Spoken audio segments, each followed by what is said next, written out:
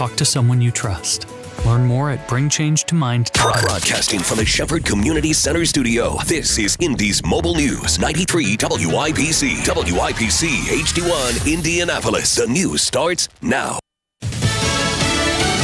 An historic storm. I'm Rich Dennison, Fox News.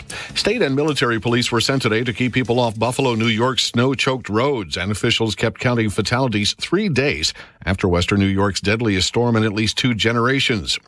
Erie County Executive Mark Poloncarz. 100 military police are being brought in, as well as additional troops from the New York State Police Department are coming in to manage traffic control. At least 34 deaths reported in western New York. In Buffalo, the dead were found in cars, homes, and snowbanks. Some died while shoveling snow, others when emergency crews could not respond in time to medical crises. The rest of the country is also reeling from the winter storm, with at least an additional 24 deaths reported in other parts of the country and power outages in communities from Maine to Washington state. Southwest Airlines says the storm stranded flight crews and aircraft as it faces criticism over its response. Southwest CEO Bob Jordan is saying the airline is going to operate on just a little more than a third of the scheduled flights for the next few days, possibly for the rest of the week. More than 70% of Southwest flights were canceled yesterday. The cancellations are just continuing into today. Now, the U.S. Department of Transportation is criticizing Southwest, saying that the rate of canceled flights is unacceptable, and the department is now launching an investigation into whether these cancellations were controllable. Fox Business Network's Lydia Hu. The co-leader of a plot to kidnap Michigan Governor Gretchen Whitmer was sentenced to 16 years in a federal prison today. Adam Fox was handed the sentence 4 months after he and Barry Croft Jr. were convicted of conspiracy charges. They were accused of being at the helm of a plot to whip up anti-government extremists just before the last presidential election. America's listening to Fox News. 93 WIBC Mobile News. On the level, on the go. An arrest made in a brutal murder. It's cloudy and 30 degrees right now. I'm Donnie Burgess. Here's what's trending at 3:02. At first, the injuries to Atlas Wedlow's face were so bad the police thought he'd been shot. Chris Davis reports that was not the case, and a man has been arrested, accused of murdering him with a brick. The killing was caught on surveillance video. It happened in the early morning hours, September 21st, 2021, at a parking garage in downtown Indianapolis on North Pennsylvania Street. Police say surveillance video caught Marquise Armstrong hitting Wedlow in the face with a brick, then stomping on him, kicking him, and spiking the brick right into his face. By the time Wedlow was taken to Eskenazi Hospital, he had to be identified with a state-issued ID card. Cops say they finally got enough on Armstrong to arrest him for the murder this week. Chris Davis, 93 WIBC Mobile News. 1 person is dead, 3 people hurt in a crash on the east side of Indianapolis Monday night. And police think speed may have been a factor. I'm Sean Herrick, but they're still trying to figure out the cause. IMPD says they were called to Washington Street near a strip mall just east of I-465 at around 6:30. The driver of a Ford sedan hit a Chevy SUV. The driver in the Chevy was killed and the passenger is badly hurt. The driver and passenger in the Ford both have minor injuries. John Herrick, 93 WIBC Mobile News. 16 more Hoosiers dead from flu-related sickness. The Indiana Department of Health says at least 64 people have died from flu-related illness so far this season. The holidays may delay the latest numbers. 22 canceled flights out of the Indianapolis International Airport so far today. 14 delays, says FlightAware.com. You can blame that on the winter storm. But that forecast is starting to change. Across the whole state, we'll be seeing warmer temperatures as the week goes on. Meteorologist Jason Puma with the National Weather Service in Indianapolis says Indiana's going through a warming trend, which means you'll be near 60 Thursday, but that also means you'll have to put up with rain in the later half of this week. Your time is 3:04. You've got traffic and weather up next. You wouldn't leave your health to chance. Doesn't your financial well-being deserve the same care and attention? It's time to get a complimentary wealth checkup from Edelman Financial Engines. We're Barron's #1 rated independent financial advisory firm 5 years running.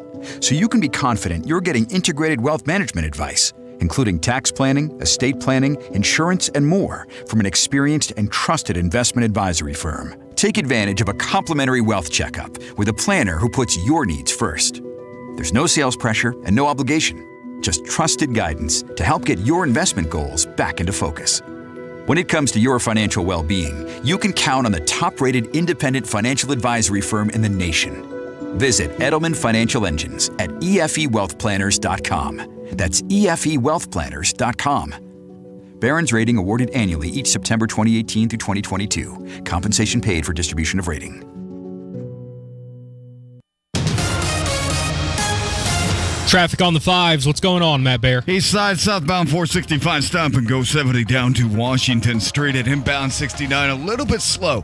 96th Street, 282nd. Traffic sponsored by Family Dollar. Start the new year with Family Dollar. Stock your pantry and keep things clean and organized with the products you need from your favorite brands. Family Dollar, helping you do more. I'm Matt Bear. Follow us on Twitter for instant traffic updates at WIBC Traffic. And now your forecast from the American Standard Heating Weather Center. Should be a gray afternoon today with highs in the upper 20s to lower 30s. Lows tonight in the upper 20s. During the day on Wednesday, more sunshine with highs in the mid 40s.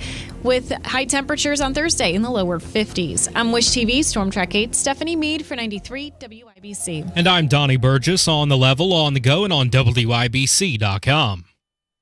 Hammer and Nigel. Can you believe these characters are weirdos? On 93 WIBC. So let's rock it! Hope everybody had an awesome Christmas. My name is Nigel. Guy Relford, the gun guy in for Hammer. You know, Guy, every time Governor Abbott of Texas sends one of these busloads of illegal immigrants and drops them off in front of Kamala Harris's house, like he did over the holiday, I think it's an incredible opportunity missed by the vice president, by the border czar, to go out there and start handing them out clothes and items they might need before they go on their way. Like it's an opportunity. It's incredible political, optical opportunity for the vice president to go out there and say, hey, you're welcome. Come on in. And that's never happened. And I think this is Governor Abbott obviously saying, hey, everybody, guess what? There's still a big crisis happening at the border right now. And this is what, and everybody's calling him a piece of crap. Inhumane, when the federal government, by the way, have flown, and released migrants in cities all over the country over the past couple of years. Well, yeah, Nigel, but at the same time, when you think about it, this is really consistent with the White House's strategy or lack thereof on immigration generally, which is what? To simply ignore it. Sure. To simply declare all is well, right? Nothing to see here. And completely ignore the whole thing while literally millions of people have come illegally into the country. And hey, I'm the first one to say I support legal immigration. Of course. We're the great melting pot. That's what makes this country great. But there are rules in place, and that's what this administration continues to flout and ignore that there's even a problem when clearly it's broken, and states like Texas and California and Florida are all screaming for help. And they're simply ignoring the problem. I mean, there's a reason why Biden hasn't gone to the border. I mean, here's why. It's because the crisis at the border is just going to get worse. There's no plan to deal with it. Tens of thousands of people are camping out at the Mexican border, just waiting for an end to Title 42. And when that happens, we're talking about 12 to 14,000 arriving at the border daily. Biden doesn't have a plan, and neither does the border czar, Kamala Harris, which was back to my original point, was every time a busload gets dumped off in front of her house, and by the way, they're just not left out in the cold. They're shipped off to shelters. Right. There's a plan there in place. She should go out there, pass out coats, pass out hot chocolate, pass out food, shake hands. I mean, there's only 100 of them. Right. What an incredible political opportunity that would be. Welcome to our country. I agree She's with an idiot for not going out there and at least shaking hands with everybody. It would be a great photo op, but at the same time, while it would be smart, it's completely inconsistent with a long-standing strategy. Because when we say they have no plan for the border, I actually disagree with that. I think having no plan is the plan. Yeah, well, that's the plan. Yeah. It's a specific strategy. It's a specific strategy trying to gain voters that they think will vote for them. That's turning around to a very large degree, because an awful lot of Hispanics and recent emigres to this country are not necessarily lining up the way the Democrats thought they would. But it's no question in my mind that no plan is in fact the plan. And by the way, like I said, people are outraged at Governor Abbott. Inhumane piece of garbage. I mean, corporate media has been covering this extensively for the past few days over the holiday. When again, the feds have flown, and just released immigrants into the cities around the country. Here's an example. And this is per the San Diego County Supervisor, a tweet from the San Diego County Supervisor. 646 migrants have been dropped off in San Diego County over the past 3 days. Our shelters are stretched beyond capacity. This is unsustainable, and the federal government doesn't seem to care. Also, from that same Twitter account, the San Diego County Supervisor said this a day ago. The federal government must step up and deal with this crisis at the border. San Diego County could not continue to deal with hundreds of migrants coming into our region a day. We now have 836 people dropped off in 4 days. This is unsustainable for our region. So it's not like this is just Governor Abbott shipping 100 people off, and that's the only thing that's going on. The federal government's doing it too, all over the country. Well, exactly right. But, it still is worth a chuckle, and I think it makes a tremendously important political point that, for instance, when literally a busload of immigrants showed up at Martha's Vineyard, they declared a crisis. They declared a state of emergency to deal with a busload. And I think that is a very poignant example of how smart this is in terms of pointing out what Texas and Florida and Arizona and California are having to deal with. Because they had a crisis over a busload. How would they deal with the million people that have flowed into Texas? El Paso, Texas, people living on the streets right now. They're overstretched, and the 4 million migrants, mostly along the southern border, since Biden became president. That's the number, about 4 million since Biden took over. So based on the current rate, 8 million illegals or so in 4 years by the end of Biden's first term. That's not sustainable. I'm all for legal immigration, man, and I understand it. I understand wanting to escape the S-hole countries. Exactly. But we can't, we've got families to feed too. I mean, prices are skyrocketing here in this country. I mean, we are stretched thin at the border. Fentanyl over. What were we talking about before we got on the air? Oh, there was a story that I was just reading where a flight attendant was acting as a mule, quote unquote, and had enough fentanyl strapped to her body trying to go through security to kill 600,000 people. Here's pounds and pounds and pounds.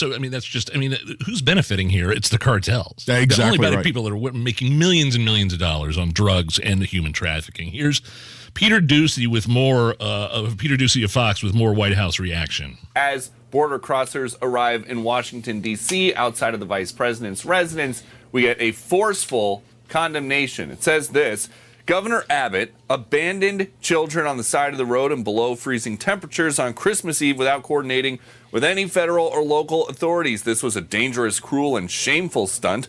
As we have repeatedly said, we are willing to work with anyone, Republican or Democrat alike, on real solutions like the comprehensive immigration reform and border security measures President Biden sent to Congress on his first day in office. But these political games accomplish nothing and only put lives in danger. That's as DHS tells us that they are still using Title 42 a lot. Did you catch that? Biden and the administration are willing to work with Republicans as long as you pass the bills and amnesty that we sent you his first day in office. We're willing to work with you. You just got to pass the bill that I sent you. Right. We're willing to work with you as long as you do it exclusively our way. And I also gleaned from that report from Ducey is that the White House is very upset, not by the almost 4 million migrants that have come into the southern border since his administration, but the 130 illegals that were dumped in front of Kamala's house. Yeah. That's what you're worried about. Yeah. That's what you're most upset about. Exactly most Twitter more Twitter files dumped yesterday, Guy. I like this one. These were good. Elon Musk has been handing out all these internal documents over to various reporters, and this focus was on, quote, COVID misinfo yesterday. Again, demonstrating government's direct intervention, federal intervention in content moderation, I'm using quotes again, by the Biden administration. And look, I'll be the first to tell you, Trump was getting in on the action too. Oh yeah. When he was president. He contacted Google and Facebook and asked them to suppress quote-unquote misinformation on panic buying and runs grocery stores. This is what the internal documents revealed. And look, whether it be Trump, whether it be Biden, this is wrong. It's a violation of the First Amendment, government intervention, suppressing and censoring what can and can't be heard. And then Joe Biden sworn in. Joe Biden swears, does the same thing. Met with Twitter, focused on COVID-19 misinformation, put pressure on Twitter to deplatform Alex Berenson, who was a vocal critic of the lockdowns and the vaccine. That guy's been on our show a ton. Here is an email from an official, this is from the Twitter's head of U.S. public policy, showing that the Biden administration was angry that Twitter didn't ban several accounts. Again, let's see, quote, the Biden team was not satisfied with Twitter's, where did I put it here? I had it right here. I had the email guy, I swear. The Biden team was not satisfied with Twitter's enforcement approaches. They wanted Twitter to do more to deplatform certain accounts. Because of the dissatisfaction, they were asked to join other calls. They were angry in nature. That was from Twitter's head of U.S. public policy. Twitter's head of U.S. public policy kind of gave an update on the meeting they had with the Biden administration, saying, quote, these meetings were very angry in nature. Well, and that shows you the extent of the abuse of social media and the extent of the censorship that was going on, to the extent that when the administration actually becomes upset, even angry, that the amount of censorship they were demanding wasn't delivered to them at their bidding by Twitter. That shows you how bad it got, that they were actually angry and offended that their command wasn't being followed by Twitter. It just shows you how big tech has simply become an arm of the Democratic Party. There's really no way to avoid that. Matt Bear, what's up with traffic? East side, southbound 465 slows from 72 Washington Street. Inbound 69 a little bit slow from 96 to 82nd. Traffic sponsored by Fisher Homes. Discover your dream home with confidence with Fisher Homes, with exclusive below market rates and one-time complimentary refinancing. You are sure to save thousands. Visit FisherHomes.com. I'm Matt Bear. Follow us on Twitter for instant traffic updates at WIBC Traffic. And I don't care if it was Trump doing it or Biden doing it, Guy. It's completely immorally. I don't think it's legal. I mean, Trump trying to, suppress things, talking about panic buying and runs on grocery stores. Those things really happen, but he did it because it was bad politics, bad optics. And Biden is even worse for trying to suppress the Hunter Biden laptop and actively suppressing stuff going into the election of 2020. Hey, listen, there was a lot to like about Trump and his policies, but I've been saying for years, since before 2016, he's no great friend of the Constitution.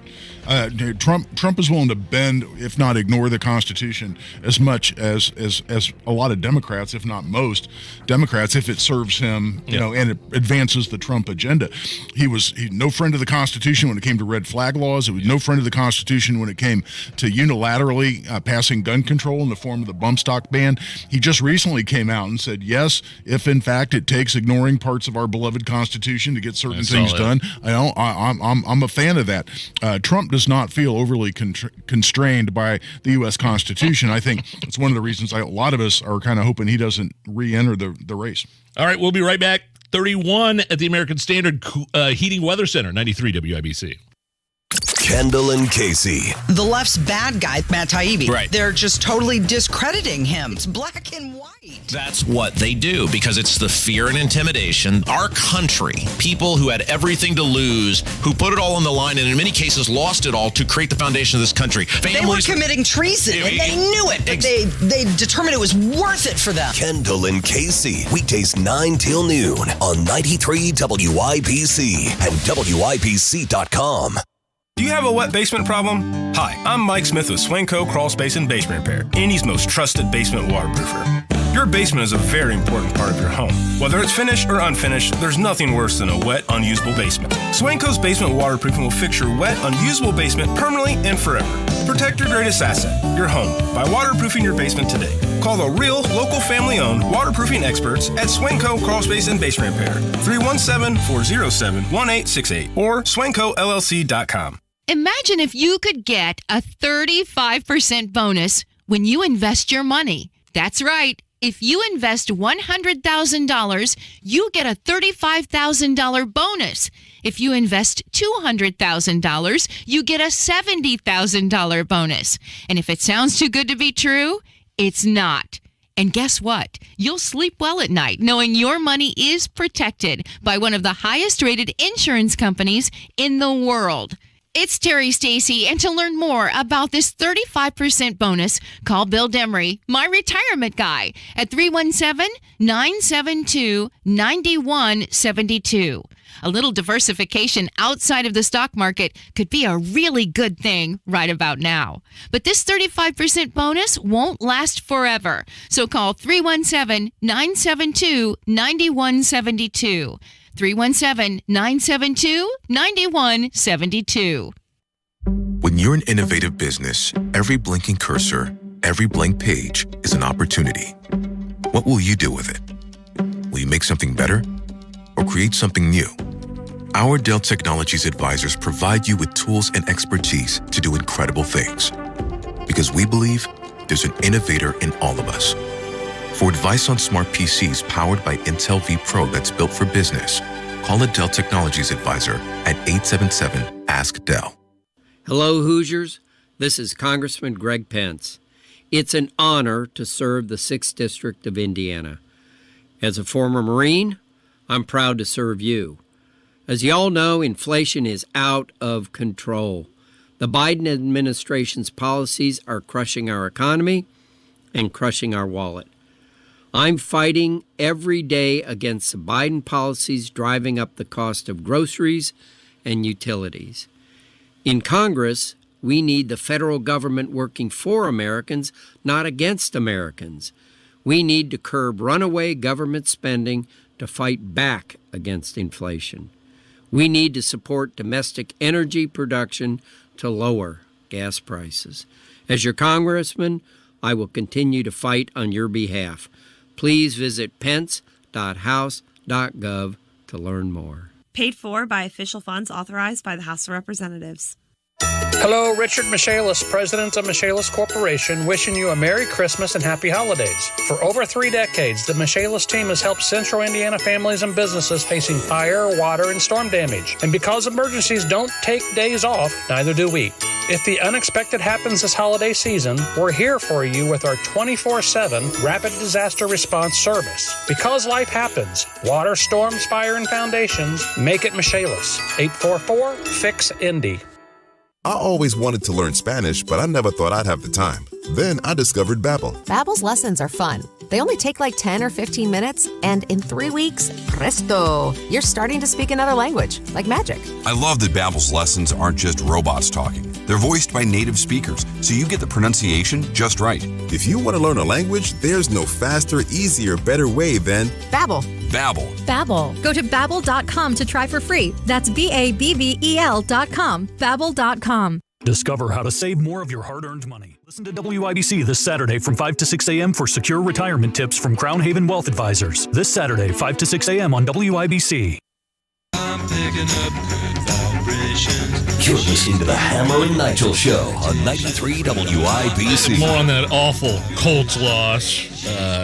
Humiliating on national TV last night. First of all, Guy Relford's in for a hammer. Is your mom listening?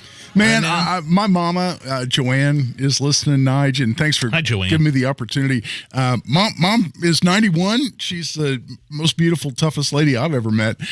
She's fighting through some health issues. She's actually listening to Hammer and Nigel and me sitting in from the hospital right now. But I saw the picture you showed with the radio next to her. Yeah, but she's hanging in there. She's recovering quickly, and she's not only beautiful, but tough as hell. So it's great to say hi to Mama as she's listening on the radio. Hello, Mama. Thank you so much for listening.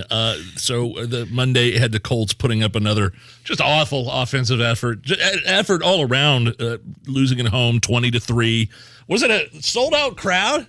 Did I hear that right? Sam, do you know if it was? There's no way it was sold out. I heard them say that on Wish TV. There's a lot of no-shows anymore. I mean, so sold out means, they may have sold all the tickets, but a lot of people are putting up for sale. The resale market has tanked. But when it's a team that travels well, and we've seen it this year. Yeah. When it's a team that travels well, it seems like an away game when you're there at the stadium. It's pretty depressing, and it reminds me, Nige. I mean, watching that game, and it reminded me how spoiled we were, and we didn't realize how good we had it. From 2000 to 2009, that decade, the Colts set a record for wins in the decade.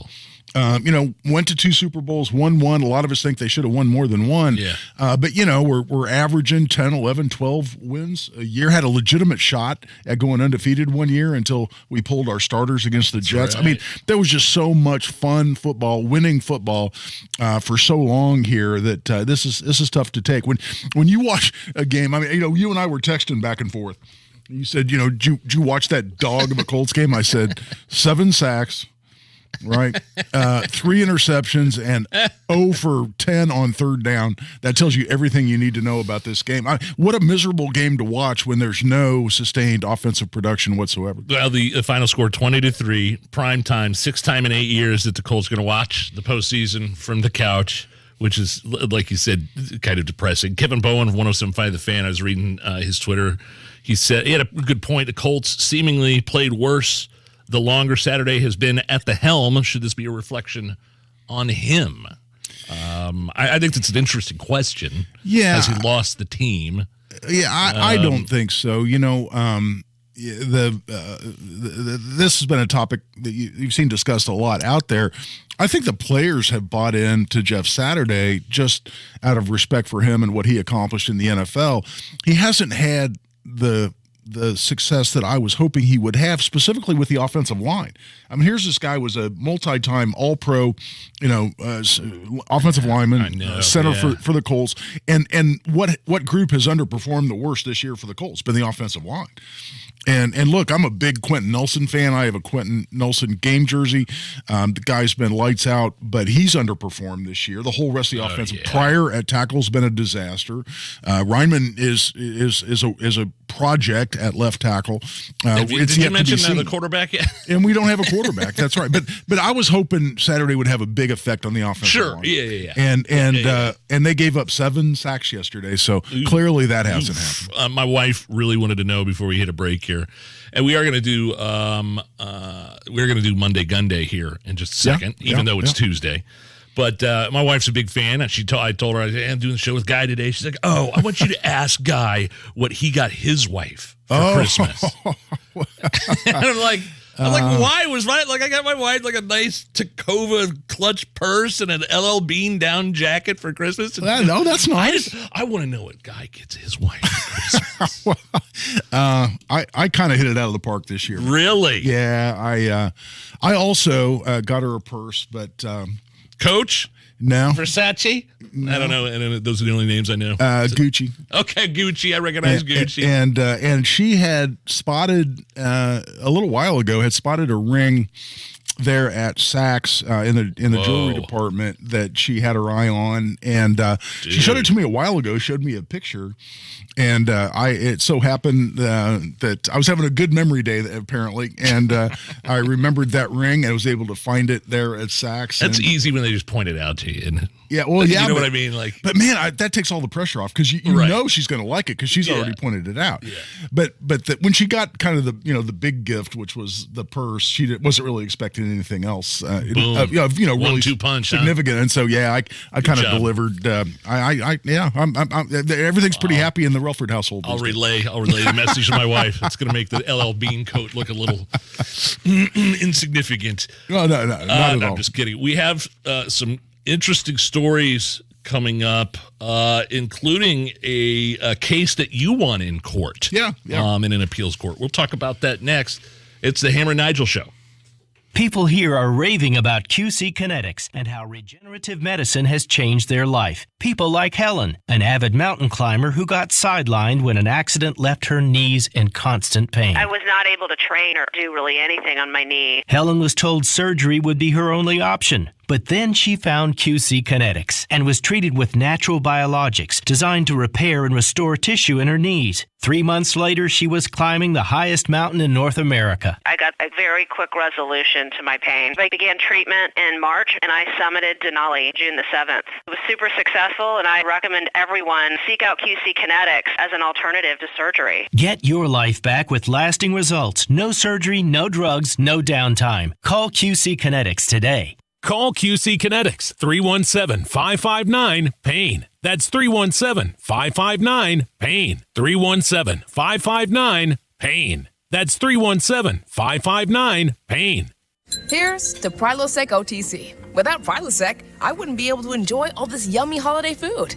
Speaking of, whoever made that apple pie, delicious. I just take one pill each morning and zero heartburn all day. So cheers to Prilosec OTC. Ooh, are those jalapeno poppers? Prilosec OTC prevents excess acid that can cause heartburn, so you can enjoy the holidays. One pill a day, 24 hours, zero heartburn. It's possible while taking Prilosec OTC. Use as directed for 14 days to treat frequent heartburn, not for immediate relief. AES Indiana is dedicated to providing you with smart energy solutions that power our lives. Our energy efficiency programs help you save energy and money, from rebates on lighting and smart thermostats to appliance pickup and recycling. You can take advantage of cleaner, more cost-effective energy solutions right here, right now. To get more information on how to save money on your energy bill this winter, visit aesindiana.com. AES Indiana, we are accelerating the future of energy together. Hi, this is Mark Chester from Marshall Mechanical. On behalf of Eric Marshall and our whole team at Marshall Mechanical, we would like to wish you a very Merry Christmas and a Happy New Year. If you have a home heating emergency during the holidays, please feel free to give us a call at 317-738-5940 or find us online at callthemarshallnow.com. Marshall Mechanical is your trusted local independent American Standard heating and air conditioning dealer. 93 WIBC Mobile News. On the level, on the go. He may be responsible for a brutal killing. Radar is clear. You've got 29 right now. I'm Donnie Burgess. Here's what's trending at 3:31. The murder of a man in downtown Indianapolis with a brick last year was caught on surveillance video. Chris Davis reports on the arrest. The name of the man arrested, Marquise Armstrong. The name of the man murdered on North Pennsylvania Street at a downtown Indianapolis parking garage was Atlas Wedlow Jr. He had been hit in the face with a brick, not once, but maybe a couple of times.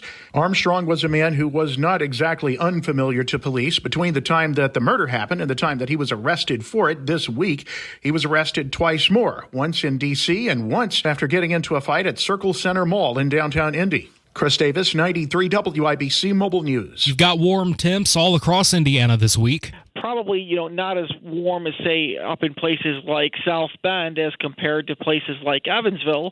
Evansville would probably be warmer. Forecaster Jason Puma says highs are in the 50s late in the week with little to no chance for snow. Russia may be targeting more than just the Ukrainian military. Ukraine again accusing Russia of targeting its civilians. Regional authorities in Kherson say Russia attacked the maternity ward of a hospital. Remarkably, Ukraine says nobody was hurt in this attack. Ukraine says 2 children were born at this hospital today. Thank goodness they're okay, as well as the 5 mothers who are staying here. This comes one day after Russia claims to have shot down a Ukrainian drone targeting an airbase deep inside Russian territory. Ukraine has not taken public credit for this, but they did call it a consequence of Russian aggression. Ukraine also promises to be fully trained on the Patriot missile defense system in the next 6 months. Fox's Nate Foy reporting from Kyiv. The average price for gas across Indiana is $2.95 a gallon today, says GasBuddy.com. That's down 7 cents from where it was this time last week. A potential candidate for Indianapolis mayor is one you may recognize. Attorney and political commentator Abdul Hakim Shabazz. And if I ran for mayor, my 3 platforms are plain simple: public safety, public works, and public trust. Shabazz has created an exploratory committee, meaning he's considering running for mayor. An official announcement is expected in February. Your time is 3:33. You've got traffic and weather up next. Did you miss someone on your list this holiday season, or have some holiday cash possibly burning a hole in your pocket? Well, if you're a AAA member like I am, I've got you covered. Give the gift of peace of mind to start the new year. A AAA membership. It is truly the gift that keeps on giving all year long.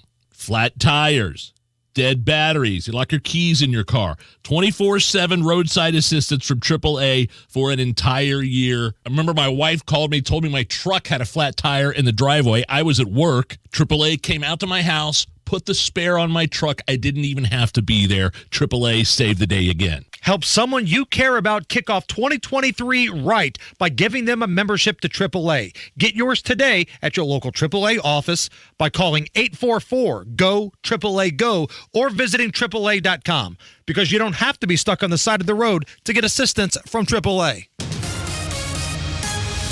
With traffic, here's Matt Bear. South side, westbound 465, stop and go. 65 over to US 31. Eastbound 465, slow from 70 to the White River. And again, before 31 to I-65. Traffic sponsored by Fresh Time Market. This week at Fresh Time Market, save on Haas avocados just $2 for $1 now through January 3rd. And get real. I'm Matt Bear. Follow us on Twitter for instant traffic updates at WIBC Traffic. And now the forecast from the American Standard Heating Weather Center. Should be a gray afternoon today with highs in the upper 20s to lower 30s. Lows tonight in the upper 20s. During the day on Wednesday, more sunshine with highs in the mid 40s, with high temperatures on Thursday in the lower 50s. I'm Wish TV Storm Track 8, Stephanie Meade for 93 WIBC. And I'm Donnie Burgess on the level, on the go, and on WIBC.com. The only way to bag a classy lady is to give her 2 tickets to the gun show. It's Monday Gun Day with the Gun Guy. Just watch out for the guns. They'll get you. Guy Relford. Stop calling your arms guns. The Hammer and Nigel Show, 93 WIBC. My name is Nigel, and we are live. It's Tuesday, but we are doing Monday Gun Day with Guy Relford, who's filling in for Jason Hammer. Guy Relford, Second Amendment attorney, licensed firearms instructor, filling in. Guy, how are you? I'm great, man. A little Tuesday edition of Monday Gun Day.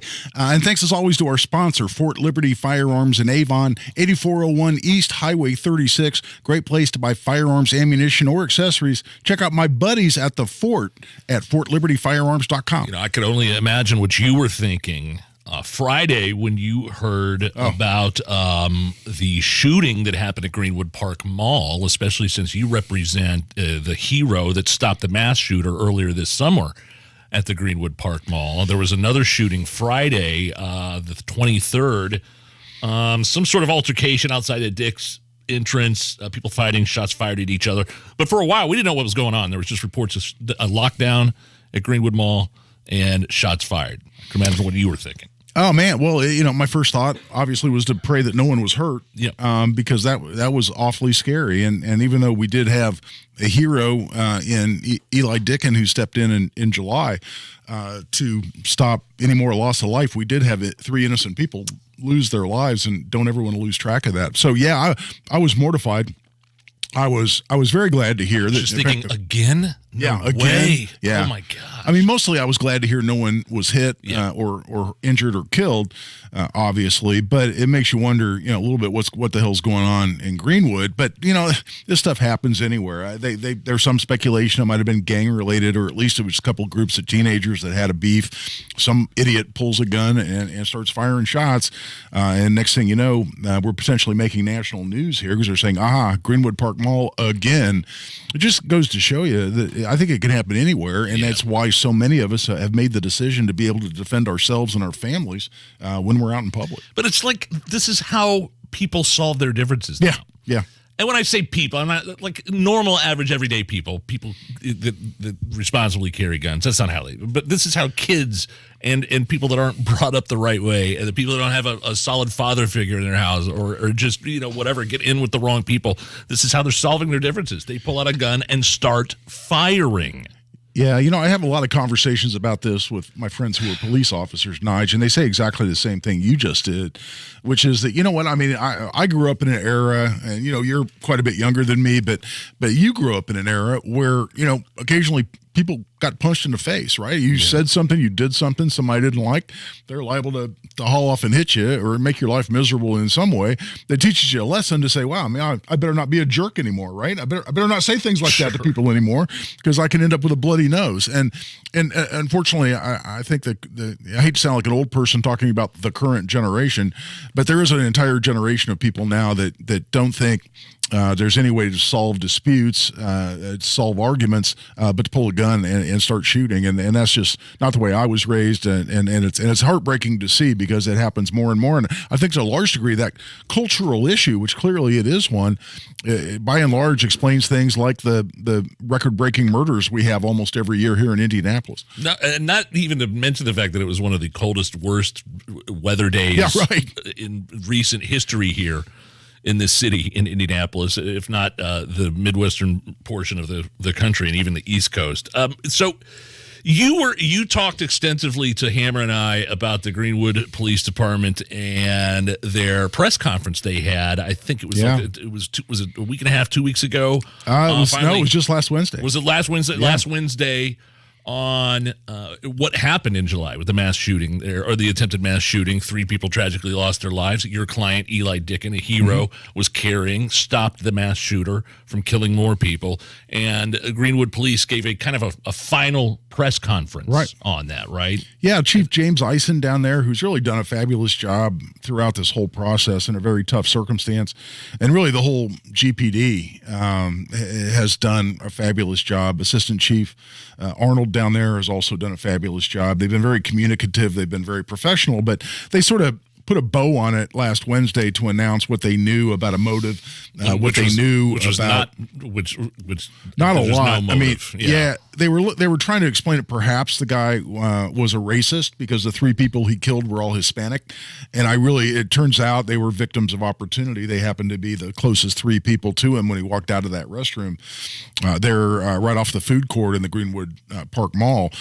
They don't think he had a racist motivation. There were some interesting things they did find. The guy had, as so many of these mass shooters do, he had an infatuation with other mass shootings and other mass shooters, and really knew a lot about them. And he was out a lot on social media, kind of engaging in debates with people over what happened in different mass shootings, and it was very, very knowledgeable. And he wasn't speaking positively. What's interesting, he wasn't speaking positively about other mass shooters, and he wasn't praising them or indicating that he somehow looked up to them in any way, but he just knew a lot about them. And he certainly had a disturbing, in terms of his childhood growing up. Yes. I'm not making some sort of excuse for him, but he was certainly where child public, services were aware of him and had been called very, many times since he was, 10 years old. Absolutely. He and again, same thing you just said, Nigel. I agree with 1,000%. He didn't. We're not looking to make any excuses for this. Trying to guy. give context, yeah. But the press conference was exactly, and his life had continued to spiral downward at a rapid rate. His brother had taken the name off the lease of the apartment where he was staying. The brother was no longer there. The shooter himself, whose name I will not use, was being evicted sometime before. His girlfriend had broken up with him. So here's a guy who was having financial problems, having family problems, as he'd had really for a long, long time, even for only being 20 years old.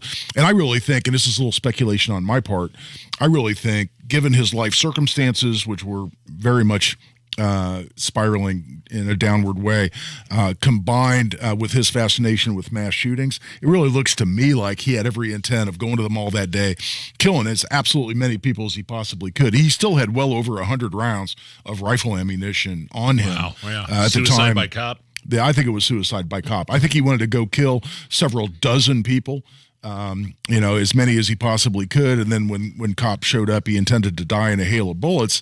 That's where, thank the good Lord, Eli Dicken was there, reacted in 15 seconds. Wow. And stopped that threat and saved, who knows? I mean, it has to be countless lives, certainly dozens and dozens of lives.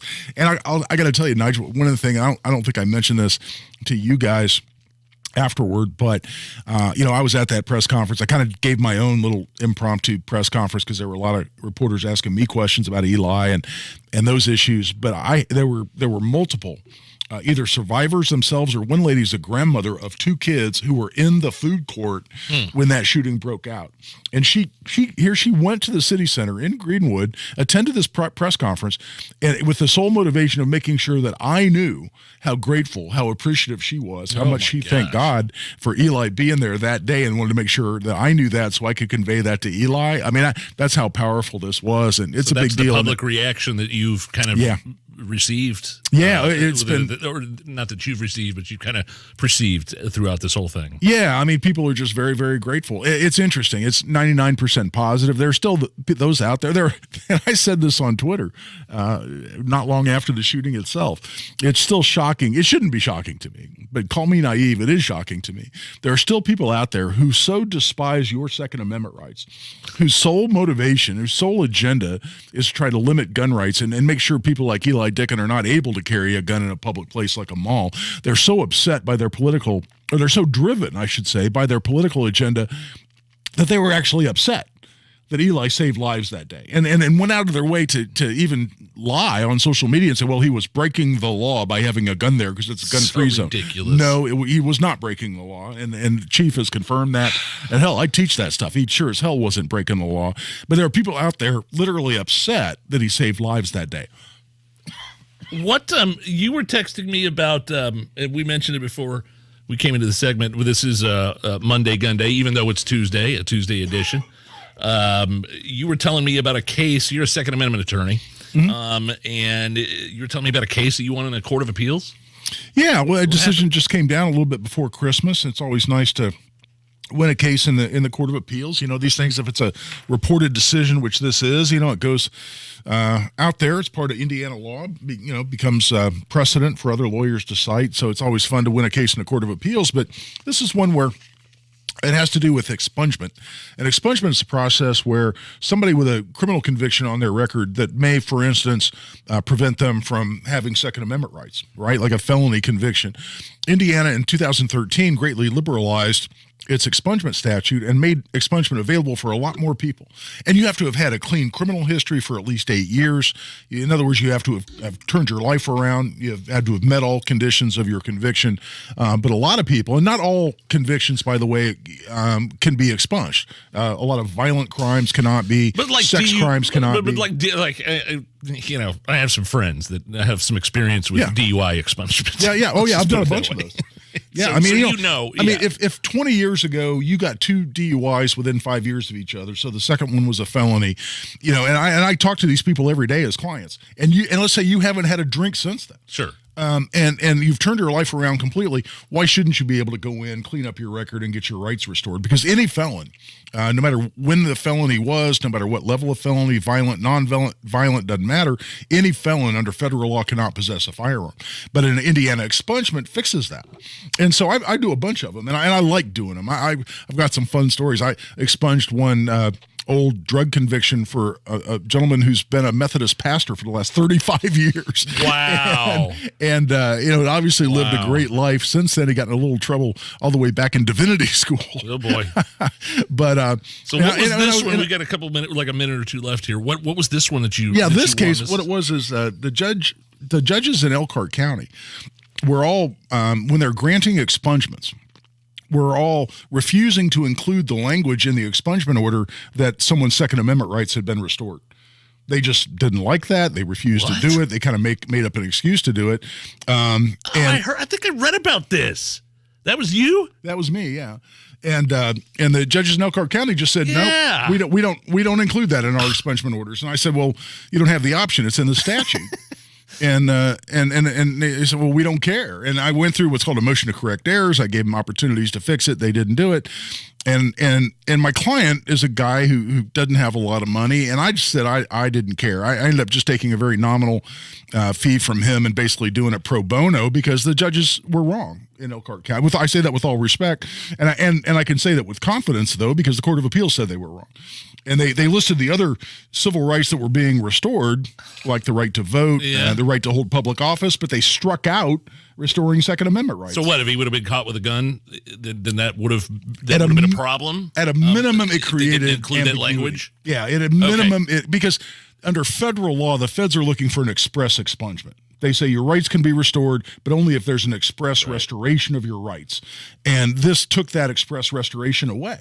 So I'll guarantee you this guy was going to have problems buying a gun. He potentially had problems getting his license to carry, could potentially go to jail if he was, found with a gun in his car or on his person, even after he had his rights restored. So it was important. That's why I wanted to take it up pro bono for the most part. And the Court of Appeals came out and said, you can't just list these rights and strike the Second Amendment rights from being restored. That's not how the statute works. That was error, and sent it back with an order to fix it. So I was glad. It was a big win for gun owners in Indiana. Congratulations. Thank Sky you. Relford there Appreciate filling in for Hammer. I'm Nigel. We've got tickets to a major concert coming up next. Hey, it's Casey, and half of Americans like to hide in the bathroom for alone time.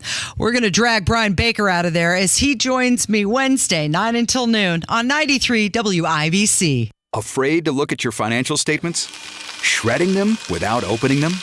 It's time for a second opinion from Edelman Financial Engines. Our opinions aren't based on intuition or daily market movements. They're grounded in institutional rigor. And all of our planners are fiduciaries who put your interest above all others. So if you need help managing the ups and downs of this market, we're ready to talk. At Edelman Financial Engines, you get personalized investment recommendations from a dedicated wealth planner who doesn't sell products to earn commissions. So stop shredding those financial statements. Let's take a look together. It's time to get a second opinion. Get your complimentary wealth checkup where you can discuss your financial goals with a wealth planner. Call Edelman Financial Engines at 888-899-4450. That's 888-899-4450. Or visit efewealthplanners.com. Diamonds. Everyone loves them, and at Shane Company, we've been experts in the diamond business since 1929. This means we know diamonds better than anyone else.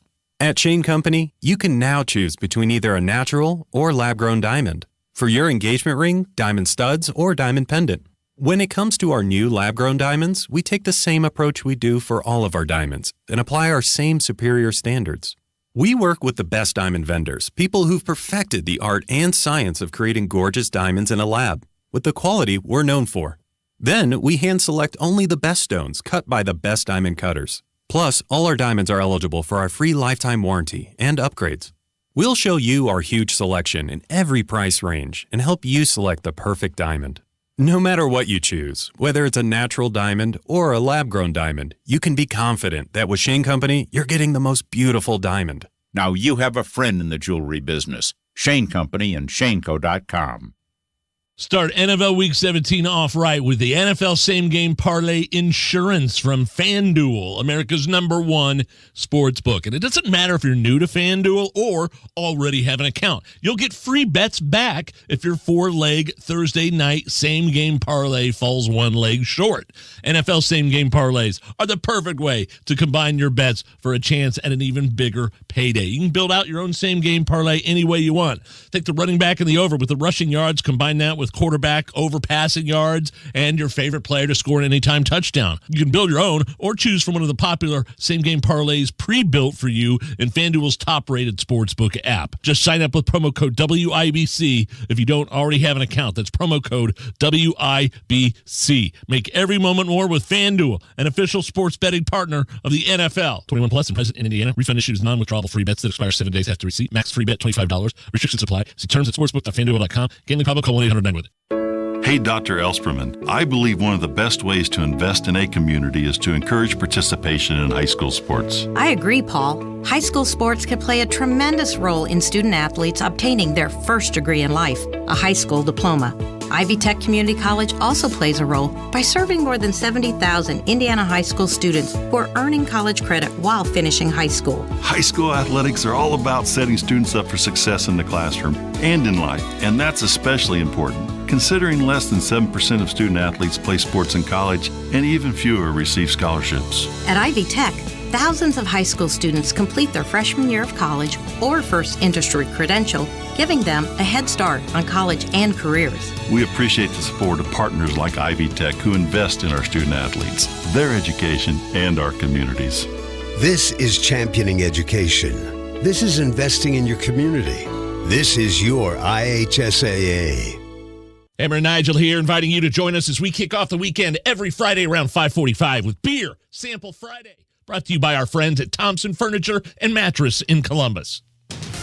My man, Matt Bear, texted me during the Colts game last night, laughing his butt off. I love it.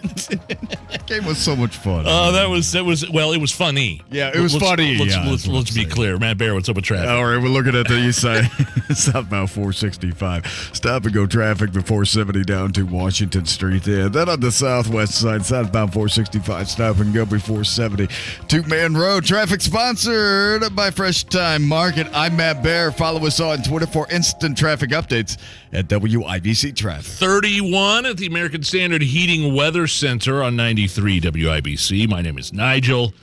Guy Relford is in for Hammer coming up after 4 o'clock. We'll talk about the big winter storm that affected most of the country, a lot of flight cancellations, and more crisis at the border coming up. It's getting very bad, and we'll give you an update on Title 42, whether or not that's going to end very soon. A decision could come down as soon as today. Right now, let's give away some concert tickets.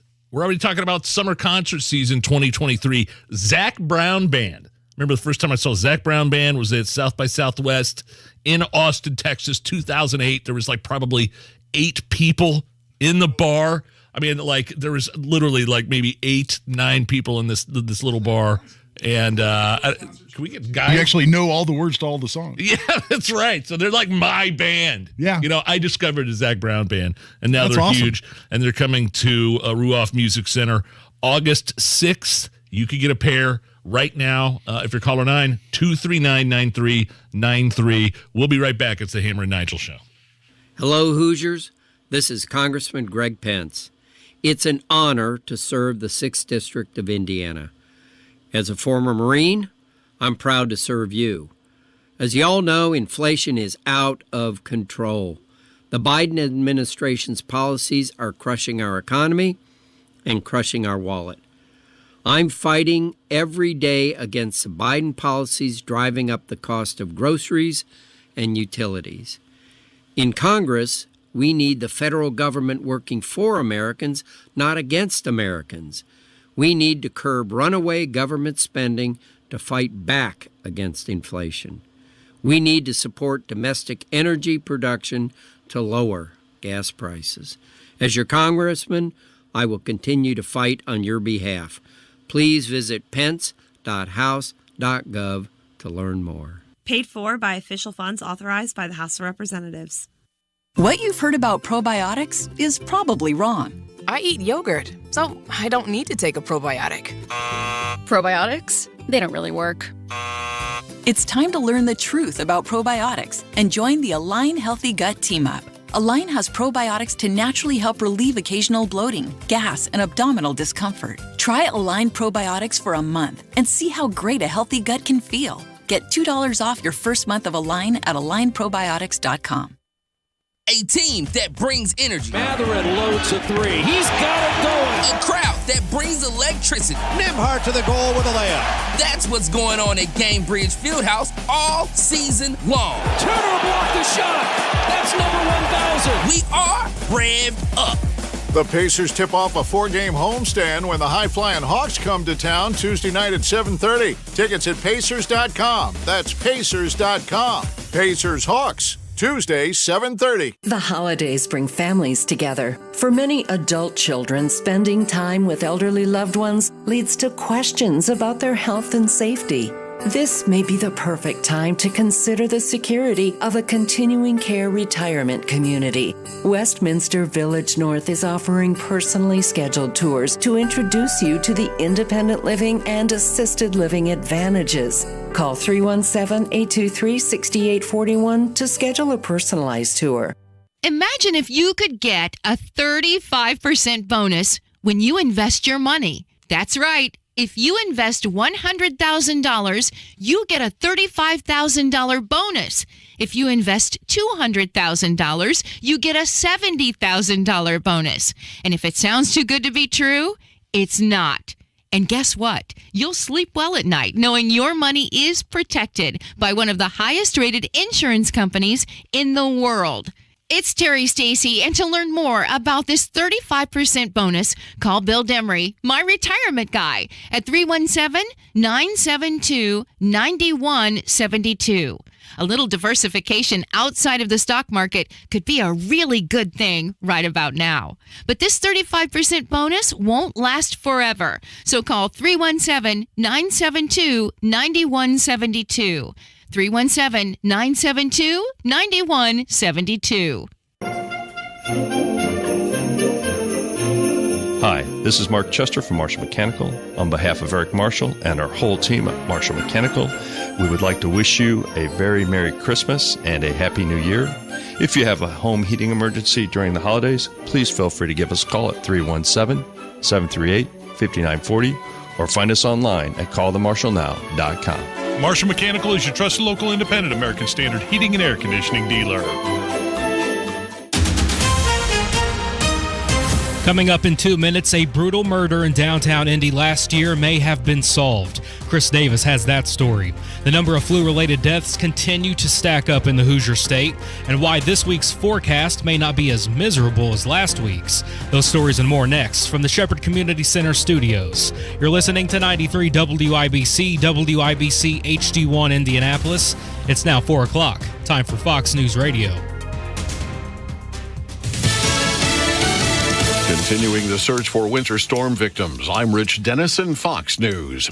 The number of dead from the holiday winter storm continues to rise, with at least 34 dead in western New York's Erie County. We are recovering from one of the worst storms we will ever potentially see, as we all know, with unfortunately the most deaths that we've ever had in a storm as a result of Mother Nature's wrath. Erie County Executive Mark Polenkar's at least 24 other storm-related deaths have been reported across the U.S.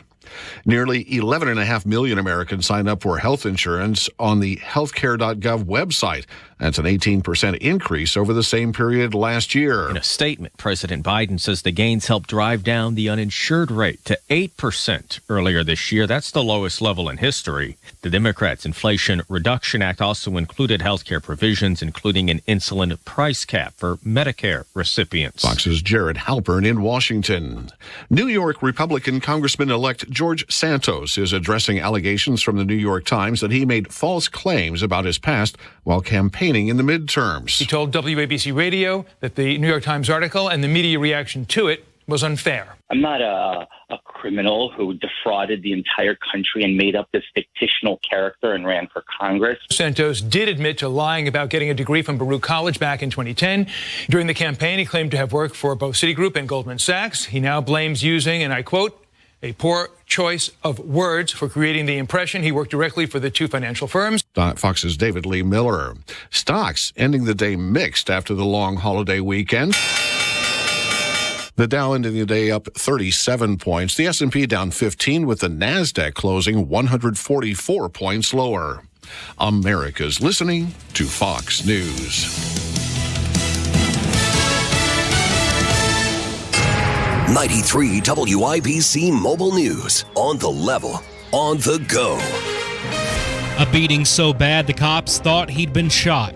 Radar's clear, 29 degrees downtown, 47 Wednesday, 55 Thursday. I'm Donnie Burgess. Here's what's trending at 4:02. You sometimes hear the term murder most foul. This one that happened in downtown Indianapolis last year could be described as that. Chris Davis reports on the man that was arrested this week. The murder was not with a gunshot, but with a brick to the face. Not once, but twice, and maybe even more times than that. The perpetrator also kicked the man while he was down, say police. The man arrested, Marquise Armstrong. The man murdered, Atlas Wedlow Jr. It happened at a downtown Indianapolis parking garage in the early morning hours, September 21st, 2021, and the evidence was caught on video. Armstrong, no stranger to police, now locked up. Chris Davis, 93 WIBC Mobile News. 16 more Hoosiers dead from flu-related sickness, reports the Indiana Department of Health. At least 64 people have died from flu-related illness so far this season. A crash claimed the life of one person on Indy's east side Monday night. IMPD says the scene of the accident was on Washington Street near a strip mall just east of I-465. They believe a Ford sedan was going east and hit a westbound Chevy SUV that was trying to turn south. The driver of the SUV was killed and the passenger is seriously injured. The driver of the Ford sedan and the passenger there have non-life-threatening injuries. The Ford driver had a blood draw, which is standard for any fatal accident. They think speed may have been a factor. John Herrick, 93, WIBC Mobile News. Last week's winter storm wrecked gas bills and flight plans. 22 canceled flights out of the Indianapolis International Airport, says FlightAware.com. 23 now delayed. If you've had just about enough of the cold, you'll enjoy this week. Across the whole state, we'll be seeing warmer temperatures as the week goes on. Forecaster Jason Puma says we're in the high 50s by Thursday, but that does come with some showers later this week.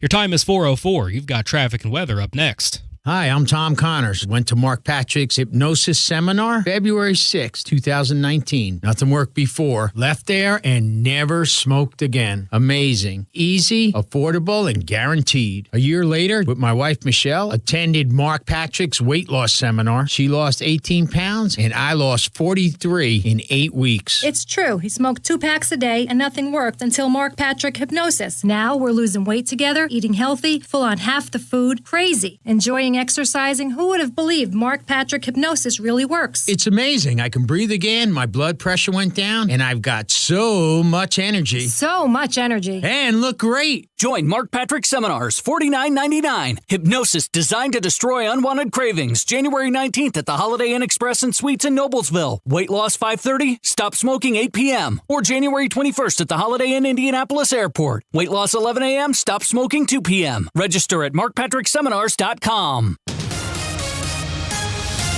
Traffic on the 5s. Here's Matt Bear. All right, inbound 65 right now, coming down from Lebanon. We're stop and go traffic before the dog leg. And then on the east side, southbound 465 slow 72 Washington Street.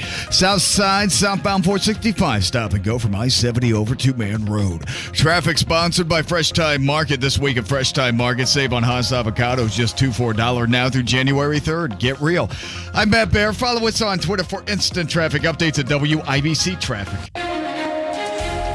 And now your forecast from the American Standard Heating Weather Center. Cloudy skies remain for tonight. Another cold one. Areas of patchy fog to freezing fog may develop up north. Low temperatures in the mid to upper 20s. Wednesday will be pleasant. Sunshine in the afternoon. High temperatures in the low 40s. I'm Wish TV Storm Track 8 meteorologist Ryan Morse for 93 WIBC. And I'm Donnie Burgess on the level, on the go, and on WIBC.com. Hammer and Nigel. Can you believe these characters are weirdos? On 93 WIBC. So let's rock it! Guy Relford's filling in for Hammer. How are you, Guy? I'm fantastic, and it's a pleasure to be here with you, Nigel. Yeah, man. Thanks for coming in. The weather's been nuts. It was Thursday was sort of the last show before Christmas, and things were getting squirrely in here. Snow was coming down, and by the time I left here, the conditions weren't great Thursday, but they were progressively getting worse, and the temperature was just plummeting. Had big thanks to Marcus Bailey and Tara Hastings and Stephanie Mead from Wish TV, all for providing some of coverage for us on the air here Thursday. Friday, though, is when things were just... I saw that picture you put out on Facebook. What were you doing? Describe the picture I'm talking. You know which one I'm talking about. Yeah, right? I went out and shoveled. Right wow, when impressive. it was I forget what the actual temperature was. I think it was like 8, 9, 10 below, and the wind chill was 36 below. On Friday? On Friday, right? I think it was Saturday morning. Okay, Christmas Eve. Because it was Christmas Eve. It was the 23rd, because the 23rd my son and his family from Denver were in town, and they were going to be in northern Indiana going to my daughter-in-law's family on Christmas. So we had a family Christmas planned for the 23rd. And that morning, I went out and looked, and I've got an L-shaped house, and so it drifts up in front of my garage just because the snow kind of gets blown up there and stops. So I said, hell, there's snow out there, and I wanted my driveway to be nice and clean when my son and daughter-in-law and my 3 grandkids all pulled up. A snowblower or the shovel? So no, just shovel. Okay. I've never owned a snowblower. I'm not that smart. I need to get one of those things. But so I went out there and shoveled, and And at one point, my mustache was completely frozen, and so I took a picture, put it on Facebook. But I got to tell you, I mean, basically the point of the post was just, "Damn, it's cold." I mean, that was it. Yeah, but I mean, you look across the country and some of the havoc that wreaked. I think here locally in Central Indy may have been nominal compared to places like, I don't know, Buffalo, where the death toll was in the mid-30s. Yeah. Holy God Almighty! I hate to hear that. Is just unbelievable to me. I saw a story of one poor lady that got stranded and died. Yeah. It's just sickening. And then, across the country, I think people were a lot more affected, luckily, than we were here in Central Indy. I mean, and the snow never really materialized. There for a while they were talking about up to a foot of snow, and we've got an inch or two. It was almost no snow. My poor wife, I sent her out to Friday. Okay, so the Friday you're talking about, I couldn't get out of bed. I had something. I didn't have. My lungs were on fire. I felt like I had some body aches and chills going on, but I didn't have a fever. I didn't have a sore throat or congestion or anything. So my doctor prescribed me 3 different, a steroid, a Z-Pack, and Tamiflu, and I made my wife go get it for me on Friday. You sent her out. I couldn't get out. I was hurt. I was breathing in fire, for God's sake. And once I got some of that stuff in me, I started to feel better. But she got out of the. She got the car's parked in the garage, so she didn't really know how bad and windy it was until she got to CVS and she opened the door, and both doors flew open from the wind. Oh yeah. She couldn't. She was trying to it was in the middle of a blizzard. She couldn't get the doors to close back on the van. Oh yeah. And so I owed her one. I definitely owed her one. Yeah, it's one thing. It's one thing to be minus 36 or minus 9 actual temperature, but when that 30, 35, 40 mile an hour wind hits you in the face, that got my attention out there. I was real glad to come in after spending 30, 40 minutes shoveling. Do you have one of those ergonomic shovels with it's the shovel that's bent in the middle? I know exactly what you're talking about, though. But I don't either. I've just got a regular old American tall snow guy. shovel. Is it mine's 3 feet tall? It's for kids. And I'm out there on the sidewalk yesterday trying to shovel off some snow for some guests that we were having over yesterday, and my back, I'm still hunched over I just can't do it. Yeah, no, I know what you mean. I'm an idiot. Yeah, no, mine's got a nice long handle on it. But you know what's funny about social media, Nigel? You mentioned me posting that thing. Really, the only purpose was just, damn, it's cold. That was the only motive I had in putting that on Facebook. But you got to love Facebook. All the comments I get were, well, I drive the wrong vehicle because I can't drive in a couple inches of snow, and I'm an idiot for not hiring the neighborhood kids to come do my sidewalk. And what if you just want some exercise to do it yourself? Well, and I'm going to die of a heart attack because I'm so old and I can't shovel snow. Somebody said that to you on social someone's media? going to throw my back out. I'm going to throw my back out because I'm too old to shovel. So, I mean, all I'm saying was, damn, it's cold outside. And that's Facebook anymore, man. It's everybody on Facebook looking for an opportunity to tell you how stupid you are, or all the things you're doing wrong from how you shovel snow to the car you drive. Most of the country, though, I mean, from Florida to California to even Vegas was experiencing lower than normal temperatures. Let's go to Vegas here for a minute. You've heard of these guys, the left-wing bail reform organization, Bail Project? Oh yeah, we have experience with the Bail Project right here in Indy. Well, the Bail Project just got rid of its Vegas chapter after it was sued for helping bail out a repeat offender, who then went on to shoot a restaurant worker 11 times nearly a week later after he'd been incarcerated for suspected burglary. So they closed. So the Bail Project had to close their Vegas chapter after being sued. Now, the victim survived his injuries. He shot 11 times, survived his injuries, and this guy's now filing a lawsuit because, again, they didn't consider this guy's lengthy criminal history before they bonded him out. Burglary. Concealed weapon carry without a permit, 2 counts of grand larceny, attempted grand larceny. I mean, the guy had a rap sheet a mile long. The Bail Project, who is, many celebrities on the board of the Bail Project, including John Legend and Danny Glover, bailed this guy out in Vegas. A week later, shot a guy 11 times. Now they're being sued. This sounds awfully familiar to you and me, doesn't it, Guy? Absolutely. I mean, I just pulled up when we were talking about this story off air, Nigel. I pulled up.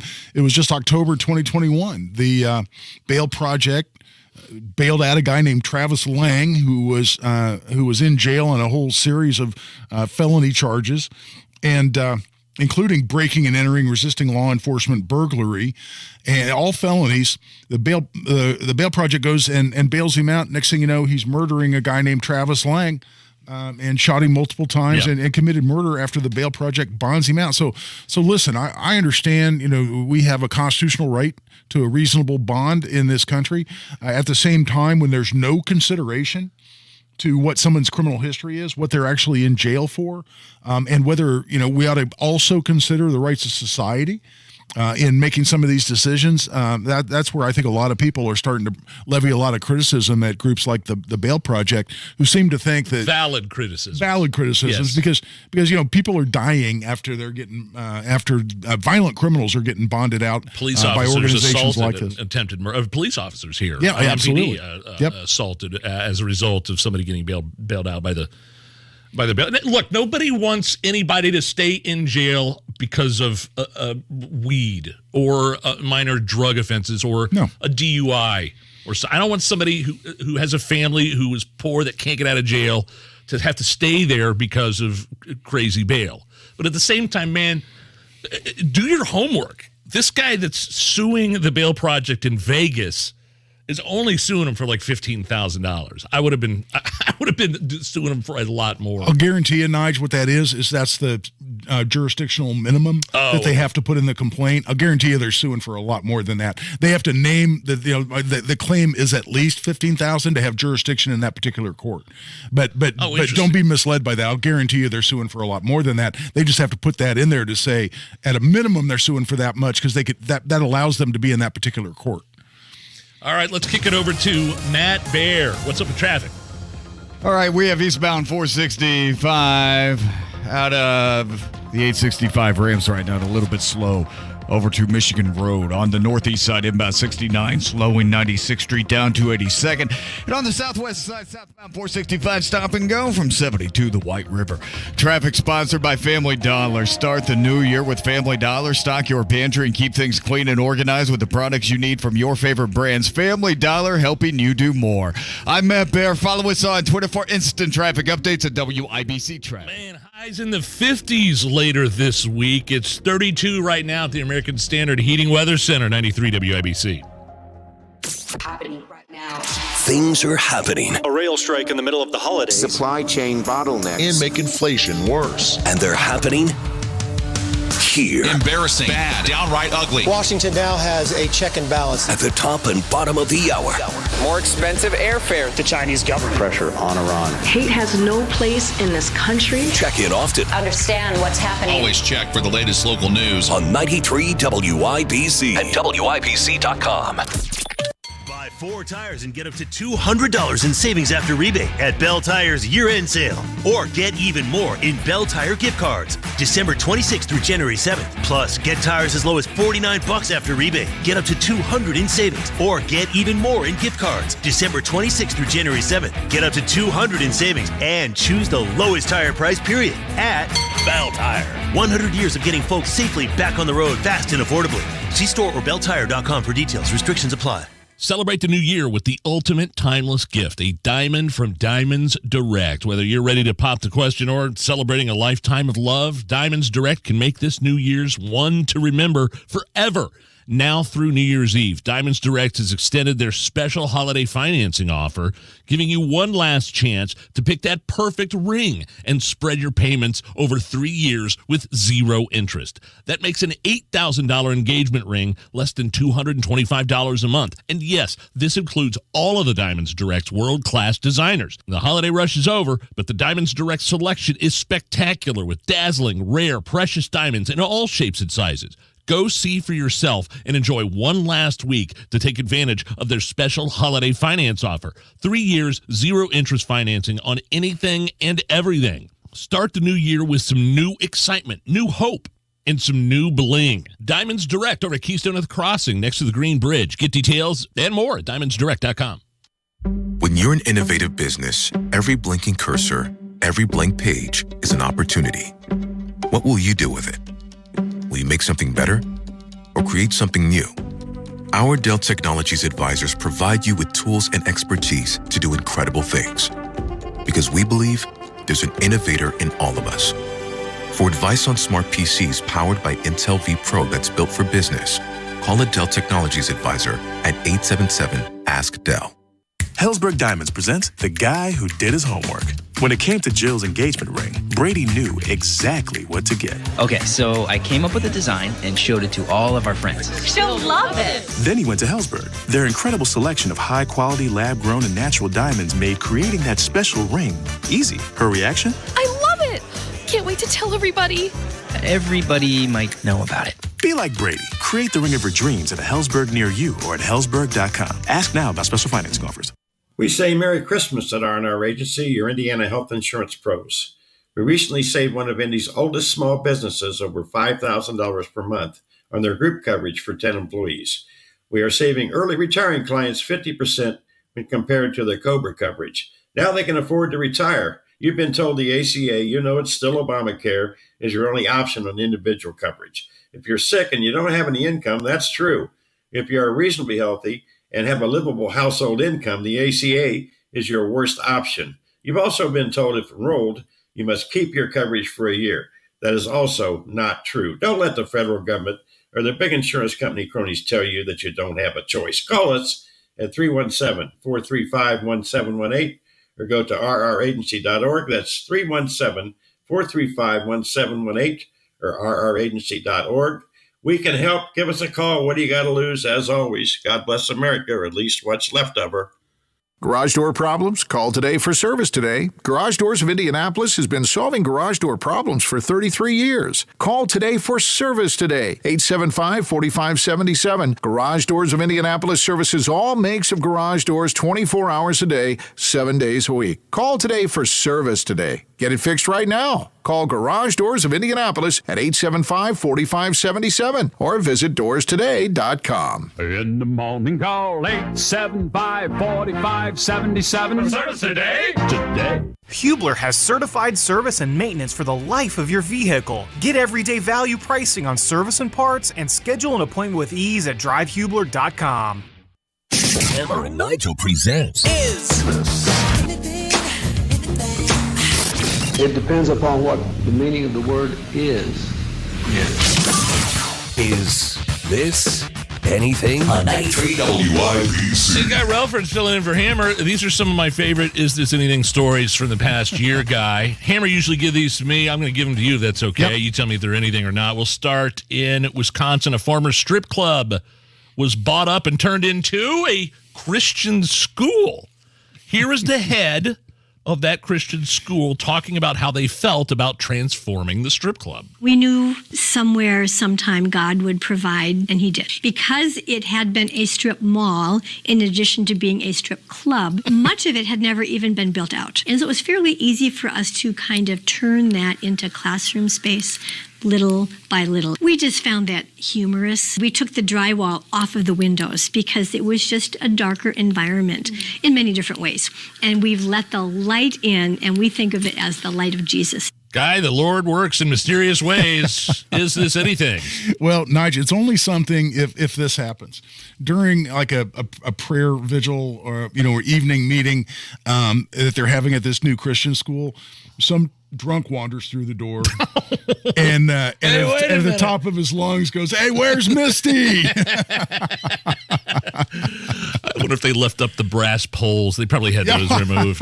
That's right. Right? No, but I think it's cool. I mean, I think it's look, I mean, if you're a believer, if you're a God-fearing person, if you go to church, you see some place that used to be a den of sin and iniquity, and then did I use the right word there? Den of Absolutely. iniquity. Yeah, no, you nailed it. And then it somehow, by the hand of God, is transformed into where people can come and learn about God and get closer to Him. I think that's a good thing. I don't know, who cares what was in it before? I totally agree. It's kind of funny that the where I go to church now, my wife and I have been really enjoying going to I-Town up in Fishers, and they say it I-Town at Olson Farms, and whenever I see that, I'm like, well, clearly we're on property that was just big farmland here at some point, and now we've transformed it into a church. So hey, you want to transform whatever the business is or building. I think that's fantastic. And you know what?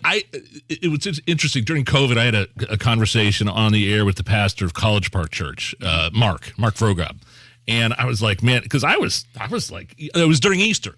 And the church was shut down during Easter. It's like, man, Mark, what are you thinking? I mean, this is what do you think about this? People can't go to church. It's Easter. You can't physically go in and celebrate Easter. He's like, you know what?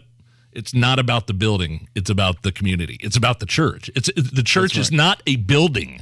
The church is its members. That's right. The church is a community of God. So I thought that really kind of like, oh, okay, then that makes sense. Then I'm not as freaked out about it. Then. Yeah, and I'll tell you, when you think about it in those terms, that the church is not a building. It's not a former strip club. It's not whatever it is. It's the people that go there. It's the congregation. I agree completely. And I got to tell you, our pastor says often. Dave Summerall is his name. That they just closed down a couple of Sundays during COVID. They fought it. Eventually, they had sheriffs in the parking lot out there saying you cannot operate. They acquiesced to some degree, but he says anymore ever since then. He said they made a big mistake because they said, you know what, they've got a constitutional right to the free exercise of religion. A so-called pandemic doesn't trump that. And then in that case, when litigated across the country, churches were winning that argument on First Amendment grounds. Yeah, I mean, liquor stores were allowed to open, and big box retailers are allowed to open, but mom and pop stores and churches are closed. Something's wrong. Something's wrong, and people aren't going to forget that. Yeah, exactly. We can't go to church, but we can go to the liquor store. I mean, come on. All right, another favorite. Is this anything from this past year? This is right down your alley. Well, kind of. I'll explain what I'm talking about. An Idaho man reclaimed his sharpshooting Guinness World Record by shooting 47 targets with a water pistol in just 30 seconds. Yeah. Here is the moment. I've got the. Here's the moment. David Rush, who has broken almost 250 different records, took this one back. 3, 2, 1, go. That's the water pistol. Yeah. All right, so we've got 45, 46, 47, and that 48 might be possible. Previous record of 37. And so if you've got a question about who's going to win the water fight between me and my son, it's me. You got this guy? I mean, is this anything? Is this guy a badass, or is he just like? You're the gun guy? Yeah. Well, see, did you shoot real guns and not water pistols? Is this anything? Well, I was curious about whether this was anything or not, Nigel, so I looked it up. Yeah. After we put it on the agenda for the show, and I looked it up, I found the video of him doing this, and no, I mean, this guy's he's a serial world record breaker, right? I mean, he's like you said, he has 250. So he finds these sort of obscure records, and he figures out a way to break it. In this case, he's got what looks to be a pretty traditional water pistol. A toy, more or less, and he's got these little paper targets set up on the wall of his garage, and he's standing right up next to him. So it's literally just a matter of how fast he can pull the trigger and how close he can put these little targets next to each other so as to break this record. I mean, anybody who can pull a trigger quickly and on a toy and stand up right next to it is going to break this record at some point. What about? I looked this up and I went, yawn. No, this isn't anything. But what about with a real gun? What kind of, like, I don't know what kind of gun you'd have that holds 47 bullets. I don't know if there's something that exists. Well, yeah. Is there something? Sure. But what I'm saying is, like, this guy shot 47 targets with a water pistol in 30 seconds. Could you shoot 47 real targets with a gun in 30 seconds? Sure. I mean, if there's like little targets standing right up next to him, you put a 50-round drum mag on a pistol, which they have out there, and it's just a matter of pulling the trigger 47 times in 30 seconds. Absolutely. I mean, now, the challenge is that they're little bitty targets. They need to be little so you can put them really close to each other so you can hit a whole bunch, without having to move very much. So there's going to be some trigger control and some sight picture involved. It would be impressive, but it's doable. All right, this last one here is my favorite. One of my favorites, and it's quick. You got to listen for it, but it went viral this year. A husband in the delivery room is having a baby. Very precious moment. You'll never forget it for the rest of your life. This husband in the delivery room gagging instead of helping his wife give birth. You can hear him exhale as if he was doing the heavy lifting here. Go ahead. Yes. Yes, that's it. Crying, no noise. Hold that in. Yes. That's okay. You can. I'm gonna play it one more time. You got to really listen for it, but it went viral because it's so funny. Just one more time. Just listen for him. Yes. Yes, that's it. There it was. And then you hear him exhale at the end. I'm going to be honest with you. It sounded like she was giving natural childbirth as opposed to a C-section. My wife had 2 C-sections. Oh, is that? See, I was just going to ask if you were in the room. So I was in the room. Now they asked me if I wanted to, because there was a sheet over the sheet over us, and right at her head where I couldn't look over. They asked me if I wanted to look over as Connor was coming out. I was like, no, I don't want to see that. Can you understand this guy? I've never been through natural childbirth. So, well, I was just going to ask you if your wife was going to have natural childbirth, would you want to be there? And would you? I'd want to be there. I don't know that I'd want to be face to face. You wouldn't want to have a line of sight. I'd probably hold a leg or something like that. I don't want to be right down there I don't want to be there, under her with a catcher's mitt, something like that. Well, by the way, for all 3 of my kids, man, I was right there. Okay, I was. All right, I was good in for prime you. Better observing location, and I wouldn't trade that. I wouldn't trade that. All right, we will be right back with more. It's the Hammer and Nigel Show. If you have ever thought about remodeling your bathroom but were worried it would take too long or cost too much, then stop worrying. Right now, Jacuzzi Bath Remodel has designed a collection of high-quality custom products and perfected the one-day remodeling experience so you can enjoy your new bathroom faster than ever before. It's a worry-free bath remodel from the most trusted brand name in the business, Jacuzzi. For a virtual or in-home appointment, call 800-826-9895. That's 800-826-9895. 800-826-9895. Getting hit by a car is catastrophic. I know. I've suffered through 8 grueling surgeries after my wreck. I'm attorney Daryl Isaacs the Hammer, founder of Isaacs & Isaacs Personal Injury Lawyers. If you've been injured in a car wreck, our team will fight to get you every dollar you deserve. We've recovered over $1 billion for our clients, and we're ready to fight for you. Go to WeWin.com for a free case evaluation. Just click and get help quick. Go to WeWin.com. That's WeWin.com. Here's to Prilosec OTC. Without Prilosec, I wouldn't be able to enjoy all this yummy holiday food. Speaking of whoever made that apple pie, delicious. Thank you. I just take 1 pill each morning and 0 heartburn all day. So cheers to Prilosec OTC. Ooh, are those jalapeno poppers? Prilosec OTC prevents excess acid that can cause heartburn, so you can enjoy the holidays. 1 pill a day, 24 hours, 0 heartburn. It's possible while taking Prilosec OTC. Use as directed for 14 days to treat frequent heartburn, not for immediate relief. 93 WIBC Mobile News. On the level, on the go. It's staying put right where it is. You've got cloudy skies, 29 degrees downtown. I'm Donnie Burgess. Here's what's trending at 4:30. The Supreme Court is ordering Title 42 be kept in effect for now. The court voted 5-4 to grant emergency requests from almost 20 Republican state attorney generals.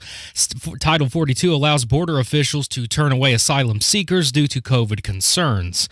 As temperatures warm up, stepping out onto frozen ponds may seem fun, but it's an extreme danger. When people venture out on this ice, they think it's good, and next thing you know, they fall through, and that's where these incidents turn tragic. Bargersville Deputy Fire Chief Mike Pruitt. The best thing to do, just stay off the ice completely. Don't trust it, and just remember there's no such thing as safe ice around here. He says even 5 to 10 minutes in the water could lead to severe hypothermia.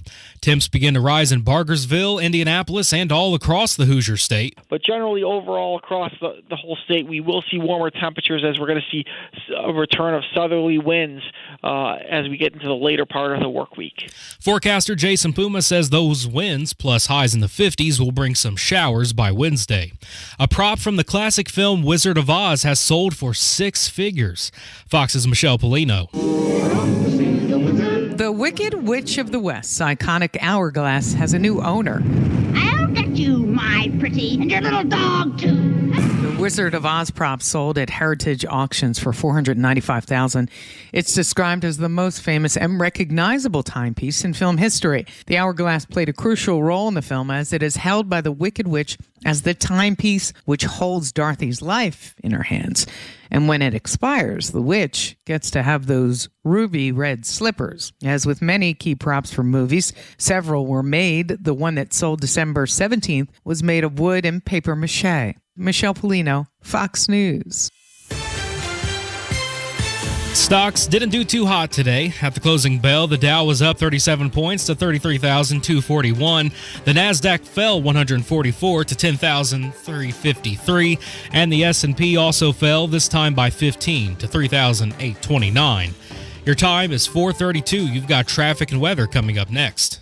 People who suffer from arthritis are getting real pain relief with exciting biologic therapies at QC Kinetics. The success rate is there, and there's no better way to treat yourself when it comes to dealing with pain. Meet Tyler Vale, co-founder of QC Kinetics, who says they can't cure arthritis, but they can treat the pain. If you think of the tide coming in and out on the beach and what it does, it erodes the sand, right? Can't stop the tide, but eventually when the sand or the beach gets bad enough, when we backfill that beach with sand so that we get generations of enjoyment with that beach again. And the same thing happens with your knee or your shoulder or your hip or your back. We want to backfill the problems that have happened to this point. I'm not stopping the tide, so I'm not stopping the arthritis, but I want to get generations of enjoyment out of those joints again. Call QC Kinetics now for your free consultation. Learn more about how restorative biologic therapies can get you real and lasting joint pain relief. Call QC Kinetics, 317-559-PAIN. That's 317-559-PAIN. 317-559-PAIN. With traffic, here's Matt Bear. All right, Tony, eastbound southbound 465, stop and go traffic, 70 down to Washington Street. Inbound 65, slow around West Street to the north, split at eastbound 465, pocket of slow from Keystone over to Allisonville. I'm Matt Bear. Follow us on Twitter for instant traffic updates at WIBC Traffic. And now the forecast from the American Standard Heating Weather Center. Cloudy skies remain for tonight. Another cold one with areas of patchy fog to freezing fog up north. Low temperatures in the mid to upper 20s. Wednesday will be a pleasant day. Enjoy the above average temperatures. Return of sunshine into the afternoon. South winds will gust 25 to 30 miles an hour in the afternoon. High temperatures in the low 40s. And Thursday will be the warmest day of the week. Temperatures get into the 50s. Clouds and rain chances return Thursday evening. I'm Wish TV Storm Track 8 meteorologist Ryan Morse for 93 WIBC. Your time is 4:35. I'm Donnie Burgess on the level, on the go, and on WIBC.com. You're listening to the Hammer and Nigel Show on 93 WIBC. Guy Relford's here filling in for Hammer. My name is Nigel. We are back live. Merry Christmas, Happy New Year, everybody. The Supreme Court blocked Biden from ending migrant deportations and expulsions under Title 42, which was put in place under Trump during COVID-19 to allow a more expedited process of deporting illegal border crossers because of COVID-19. Biden wanted to end that policy, and everybody knew it. Thousands have amassed on the southern border in Mexico. Thousands, tens of thousands of people that want to cross illegally in camps right now, hoping for an end to Title 42. Supreme Court put the kibosh on that, as there are about 19 Republican states that are suing right now to keep this in place. So for now, especially people concerned with illegal immigration and an open border, this at least mitigates some of that. It really does, and it really goes right back to the discussion we had at the top of the show, Nigel, that we can't rely on this administration for anything relating to stemming the tide, the overwhelming tide of illegal immigration into this country. I'm glad this Supreme Court's willing to step up. I got to tell you, this Supreme Court, as currently constituted, just continues to deliver, and mostly for the benefit of this country. So we'll have much more on that here coming up a little bit after 5 o'clock. I did want to talk about Southwest Airlines canceling, here in India at least, dozens of flights today. 41 in all. Most of them were operated by Southwest. 3,900 flights canceled within, into, or out of the United States yesterday. Southwest has been having some big problems because Southwest had 2,800 flights canceled at one point Monday. Roughly 70% of its schedule, Guy. Roughly 70% of its schedule. Delta had around 300. United, about 130.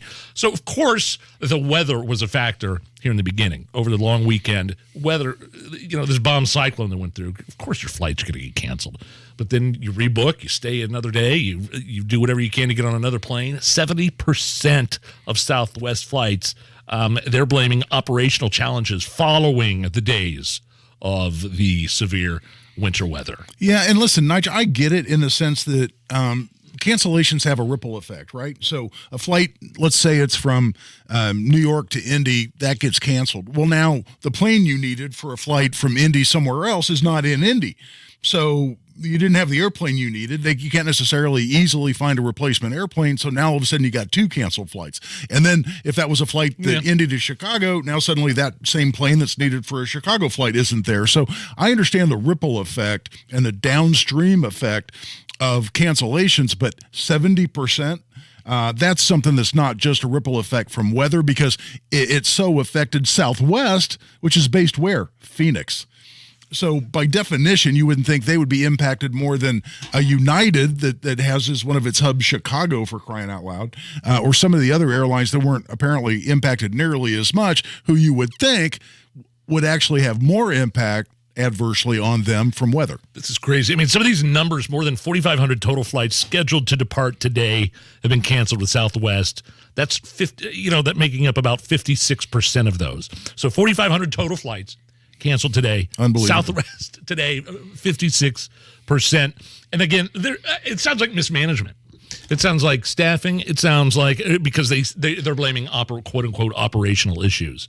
Don't discount, by the way, Nigel, I'm sorry, I didn't mean to interrupt you, but don't discount labor issues too, because I'm not saying this is the fact, because I don't know that it's the fact, but where you have, for instance, pilots or flight crews having demands that aren't being met for pay or whatever, and suddenly that airline's already having other operational challenges, you can have the old blue flu kick in pretty quick too here, in the sense of folks just not showing up to work because they're making a point about some labor issue. Well, one of our favorite guests, I tried to get him on the show today, is commercial airline pilot, former retired commercial airline pilot, Mike Hatton, and we've had him on the show before. A really interesting guy. This is one of the big deals is like everybody's aging out.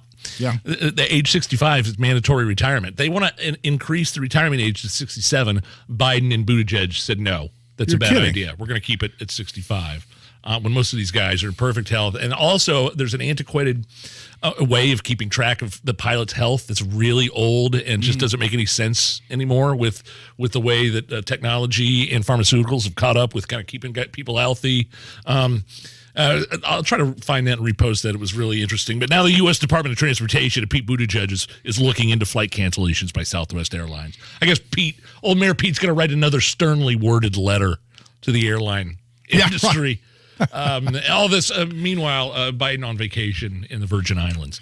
I got to tell you, as somebody who just turned 65, I'm sitting here being very insulted if somebody walked up to me and said, I'm not physically capable of flying an airplane. Now, I'm not currently educated to fly or trained to fly one, but whatever the hell it takes to fly an airplane, physically, I guarantee you I could do that without a commercial airline pilot is 65. They cut you off. That's crazy. Now, Sam, our producer, was traveling over the holiday. You flew Southwest? Yes, I'm actually a frequent Southwest flyer. I mean, Southwest is usually great. Yeah, but I do like to play with chaos, and I know they've been having staffing issues lately, so I'm just taking that route right now.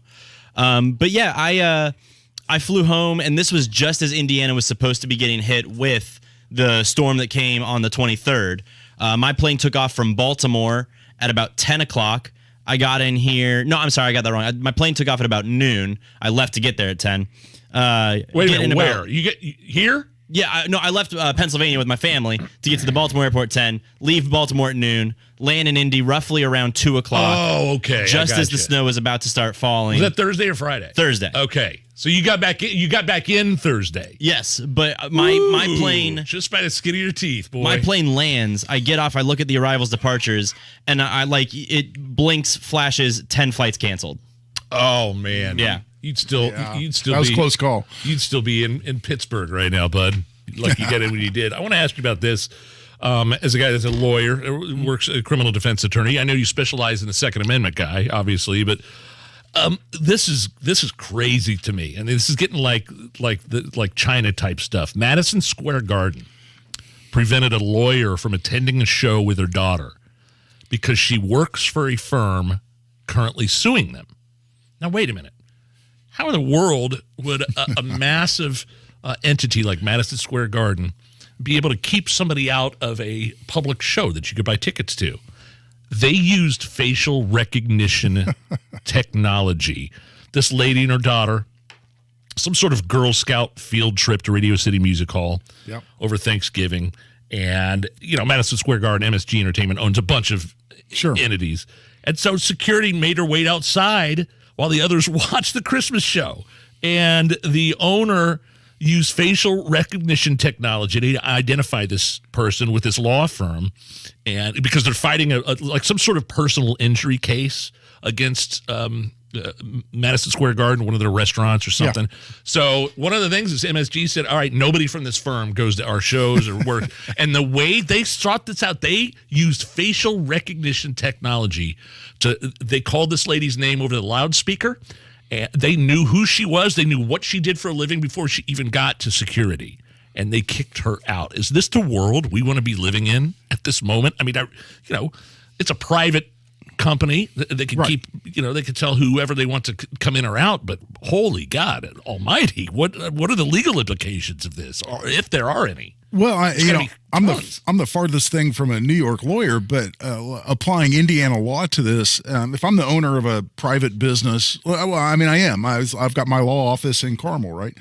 And if I want to put up a no Tom Brady sign, no Tom Brady jersey sign on the door to my office, I have the right to enforce that, and it's my arbitrary rule. You try to come in with a Patriots or Tampa Bay jersey that says Tom Brady on it, you can't come into my office, and that's up to me. I can do that if I want to. So Madison Square Garden, as a privately owned business, can have whatever policy it wants. It's creepy that they're using this facial recognition technology to do it, but I'm not as offended by this as you might think, either as a lawyer or as a constitutional advocate, because it's a private business doing it. But if a private business is doing that, just think of what your government is doing every day. And when we start thinking about the government using this technology and for what purposes, then the hair on the back of my neck goes up. Well, they're doing it with social media. Oh, yeah, absolutely. They're suppressing and censoring information, working in concert with social media companies, which is a direct violation of the First Amendment. I just don't want to live in a world where I can go somewhere. I mean, what's next? Can you keep somebody out of your place of business because of your opinion? What if I go into like some sort of, ultra, I walk into, I'm just thinking some ultra liberal owner of a restaurant, and they have facial recognition technology. Oh, wait a minute. That's Nigel. Doesn't he work for WIBC? You know, if you can pull up that kind of information through facial recognition, works for WIBC, conservative commentator, Republican, blah, blah, blah, blah. You can, that's scary to me almost. When you start thinking in terms of what else it can be used for, keeping people out. Look what they're doing with credit cards. Right. And you've experienced that with companies refusing to take your money because of your affiliation with the Second Amendment. Absolutely. But, I look at this. Let's apply it to me. Looks like, for instance, I've sued several municipal entities. Just pick one. The City of Hammond. City of Hammond was violating our Preemption Act. This says local governments can't regulate firearms. So I sued the City of Hammond. And let's say I went to some municipal event, like at the city center, some social thing, and I went to go to this event in Hammond. If security took me aside and said, "Excuse me, aren't you Guy Relford?" Well, yes, I am. Well, we recognize you from facial recognition technology. Aren't you the person who sued the city of Hammond before? Well, yes, I have. Well, the mayor or the city council, what they call the common council up there, they don't want you coming to the municipal event because you sued the city of Hammond. If they told me that, I'd probably nod and go, "Yeah, if I were you, I wouldn't like me either." It's now that's the government, so it's different. But but here sort of dystopian to Orwellian to me a little bit. It is, and again, when it's the government doing it, that's when I find it creepy. But a private business like this, it doesn't bother me near as much as you might think it would. I got a headline for you here, and we'll get to it here in just a second, Guy. We're going to hit a break, but when we come back, the headline is Woman Goes from Car Theft Victim to Suspected Killer in St. Louis. This story is crazy. I want to get your thoughts on that next on the Hammer and Nigel Show. Hey, it's Casey, and half of Americans like to hide in the bathroom for alone time. We're going to drag Brian Baker out of there as he joins me Wednesday, 9 until noon on 93 WIBC. Did you miss someone on your list this holiday season, or have some holiday cash possibly burning a hole in your pocket? Well, if you're a AAA member like I am, I've got you covered. Give the gift of peace of mind to start the new year, a AAA membership. It is truly the gift that keeps on giving all year long. Flat tires, dead batteries, you lock your keys in your car, 24/7 roadside assistance from AAA for an entire year. I remember my wife called me, told me my truck had a flat tire in the driveway. I was at work. AAA came out to my house, put the spare on my truck. I didn't even have to be there. AAA saved the day again. Help someone you care about kick off 2023 right by giving them a membership to AAA. Get yours today at your local AAA office by calling 844-GO-AAA-GO or visiting AAA.com, because you don't have to be stuck on the side of the road to get assistance from AAA. Hi, this is Mark Chester from Marshall Mechanical. On behalf of Eric Marshall and our whole team at Marshall Mechanical, we would like to wish you a very Merry Christmas and a Happy New Year. If you have a home heating emergency during the holidays, please feel free to give us a call at 317-738-5940 or find us online at callthemarshallnow.com. Marshall Mechanical is your trusted local independent American Standard heating and air conditioning dealer. Hello, Hoosiers. This is Congressman Greg Pence. It's an honor to serve the 6th District of Indiana. As a former Marine, I'm proud to serve you. As you all know, inflation is out of control. The Biden administration's policies are crushing our economy and crushing our wallet. I'm fighting every day against the Biden policies driving up the cost of groceries and utilities. In Congress, we need the federal government working for Americans, not against Americans. We need to curb runaway government spending to fight back against inflation. We need to support domestic energy production to lower gas prices. As your congressman, I will continue to fight on your behalf. Please visit pence.house.gov to learn more. Paid for by official funds authorized by the House of Representatives. When you can't stop, there's Vicks VapoRub. Vicks VapoRub sends powerful medicated Vicks vapors right to the source of your... so you can experience cough relief and breathe easier. Generations of families have trusted Vicks VapoRub to help relieve the worst cold symptoms. So next time you have a cough, reach for the Vicks VapoRub.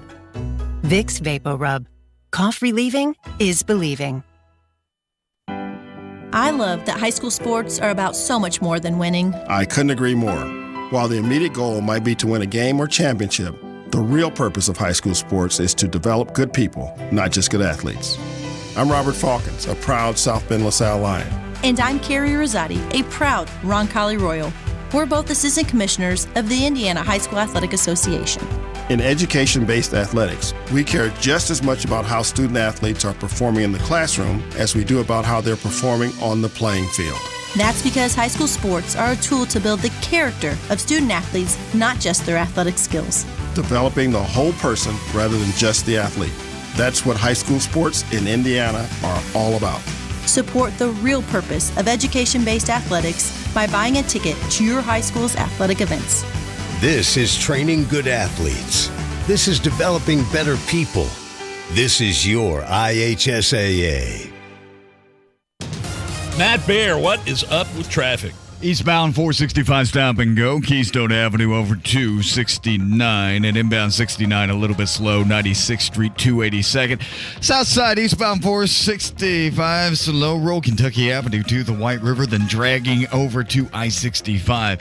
I'm Matt Bear. Follow us on Twitter for instant traffic updates at WIBC Traffic. 31 at the American Standard Heating Weather Center on 93 WIBC.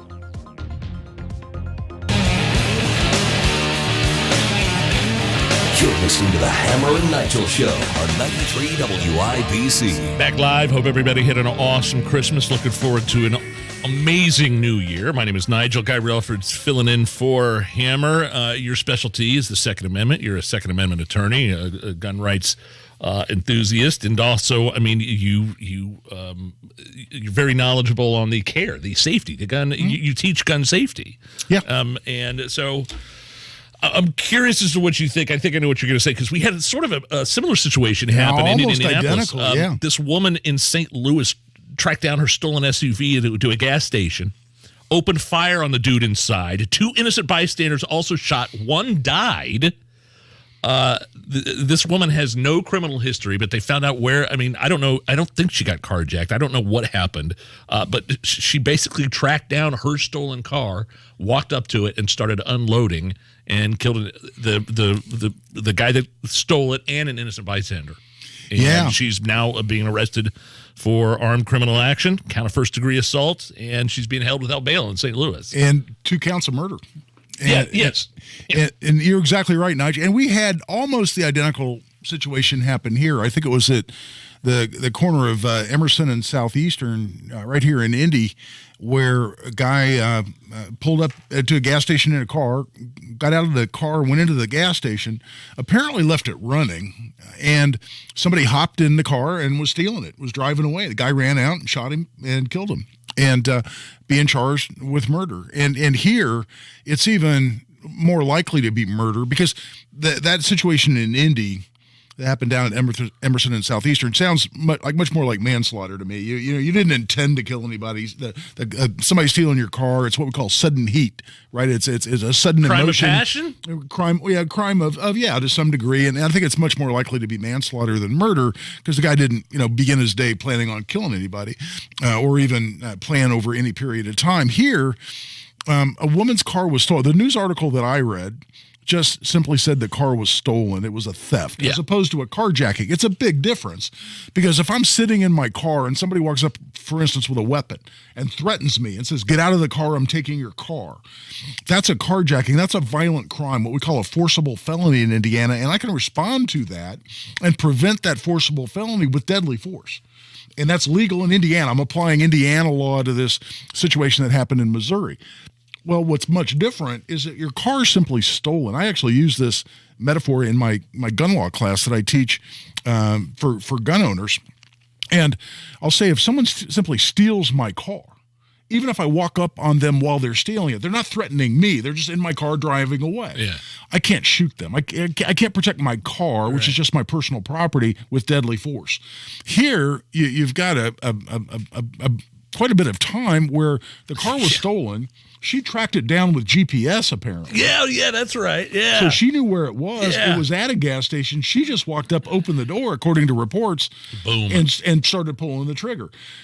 Unless she can come up with some plausible theory and some evidence that the person was threatening her. In other words, she opened the door to confront them, and they pointed a gun at her. I think the camera got her on. I think she was walking toward that thing with the gun. Just looks cold-blooded. She just had and she was with someone else who had a gun, but she walked up, opened the door, and started shooting. That's not self-defense. That's not what you can do in defense of your property, which, and again, I'm applying Indiana law. Indiana law says I can use reasonable force to protect my property, meaning could I grab him? Could I haul his ass out of the car? Could I punch him a couple of times? Yes. Can I shoot him? No. And I'm sure that's what the law is in Missouri. Interesting, 2 counts of murder because an innocent bystander was killed. And I'm guessing what that's going to be is what we call felony murder.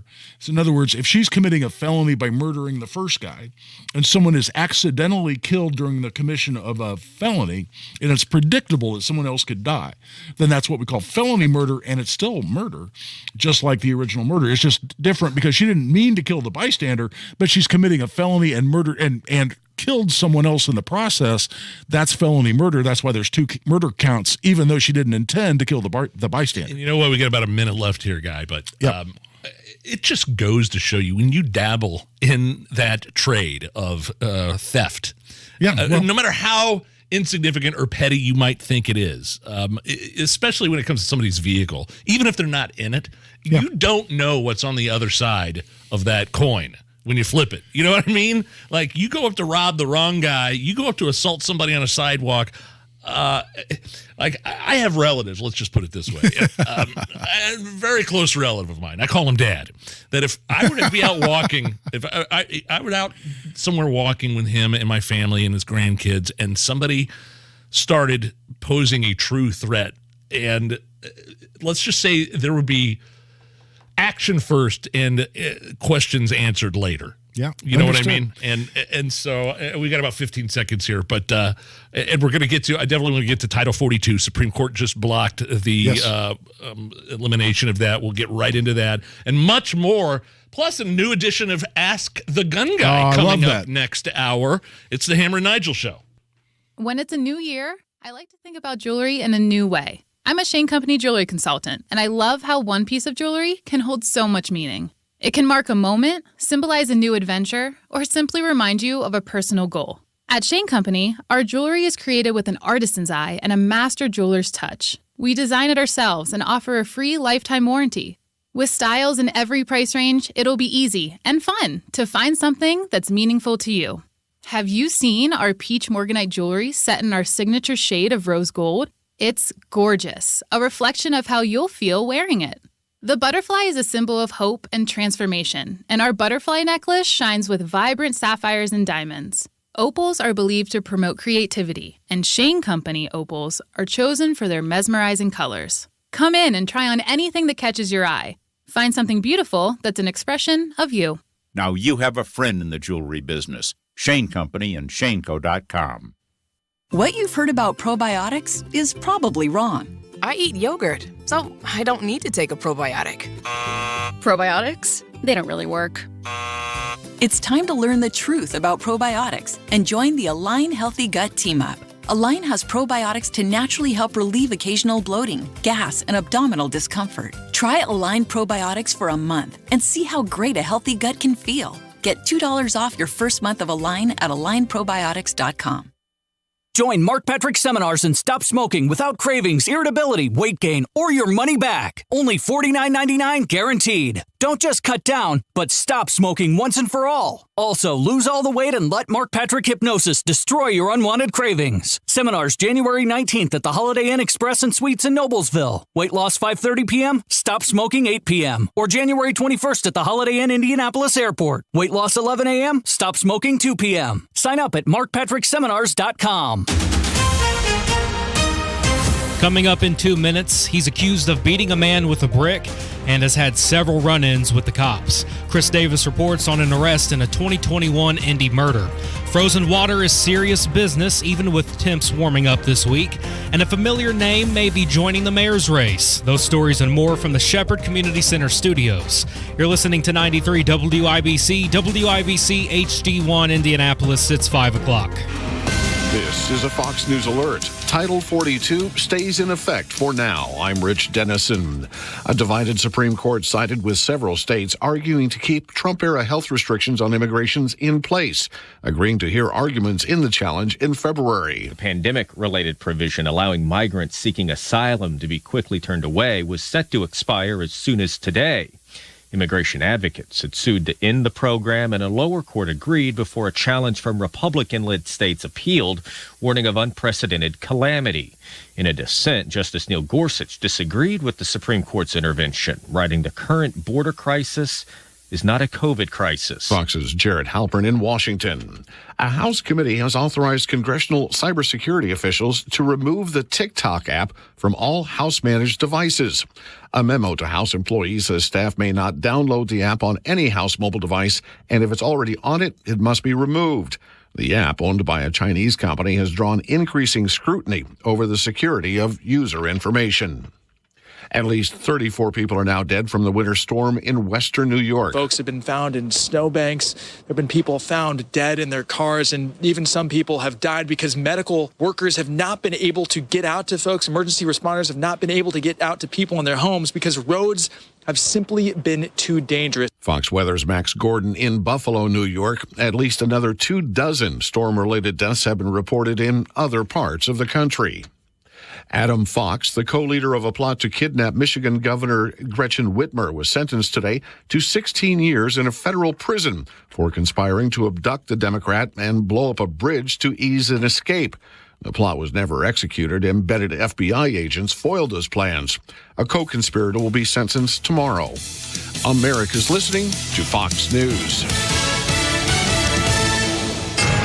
93 WIBC Mobile News. On the level. On the go. It wasn't his first run-in with the law.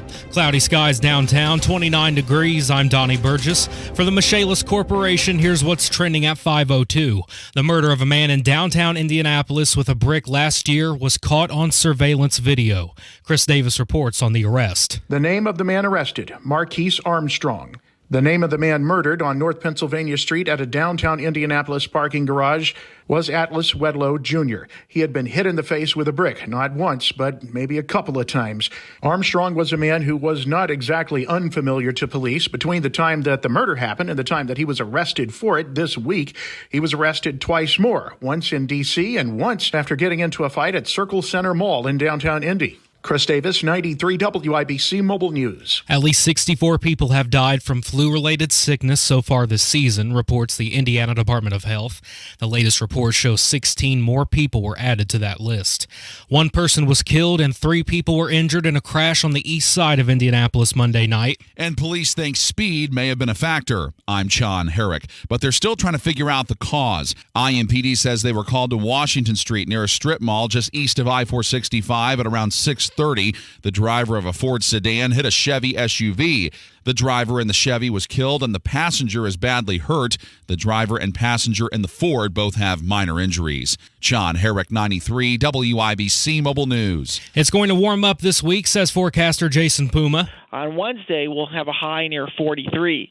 But on Thursday, we'll be about nearly 10 degrees warmer. We'll have highs in the low 50s. And again, highs in the low 50s again on Friday and on Saturday. You've got showers on Wednesday and Thursday as well, and make sure you stay away from any frozen water on the road.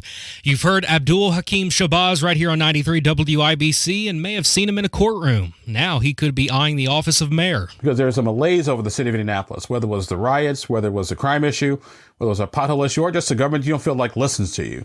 My job is to fix all that. Shabazz announced an exploratory committee, meaning he's considering a run for mayor of Indianapolis.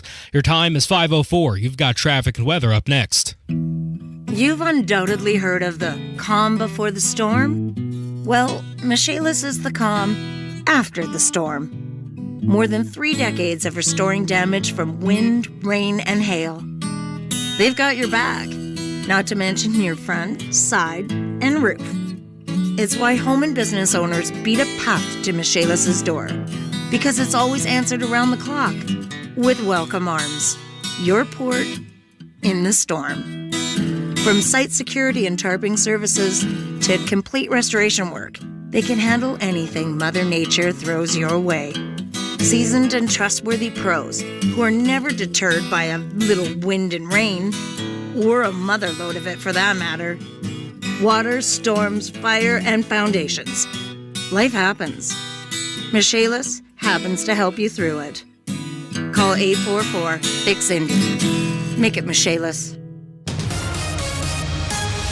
Traffic on the 5s. Matt Bear, what's going on? On the east side, southbound 465 stop and Covey 470 down to South Shaneland Avenue.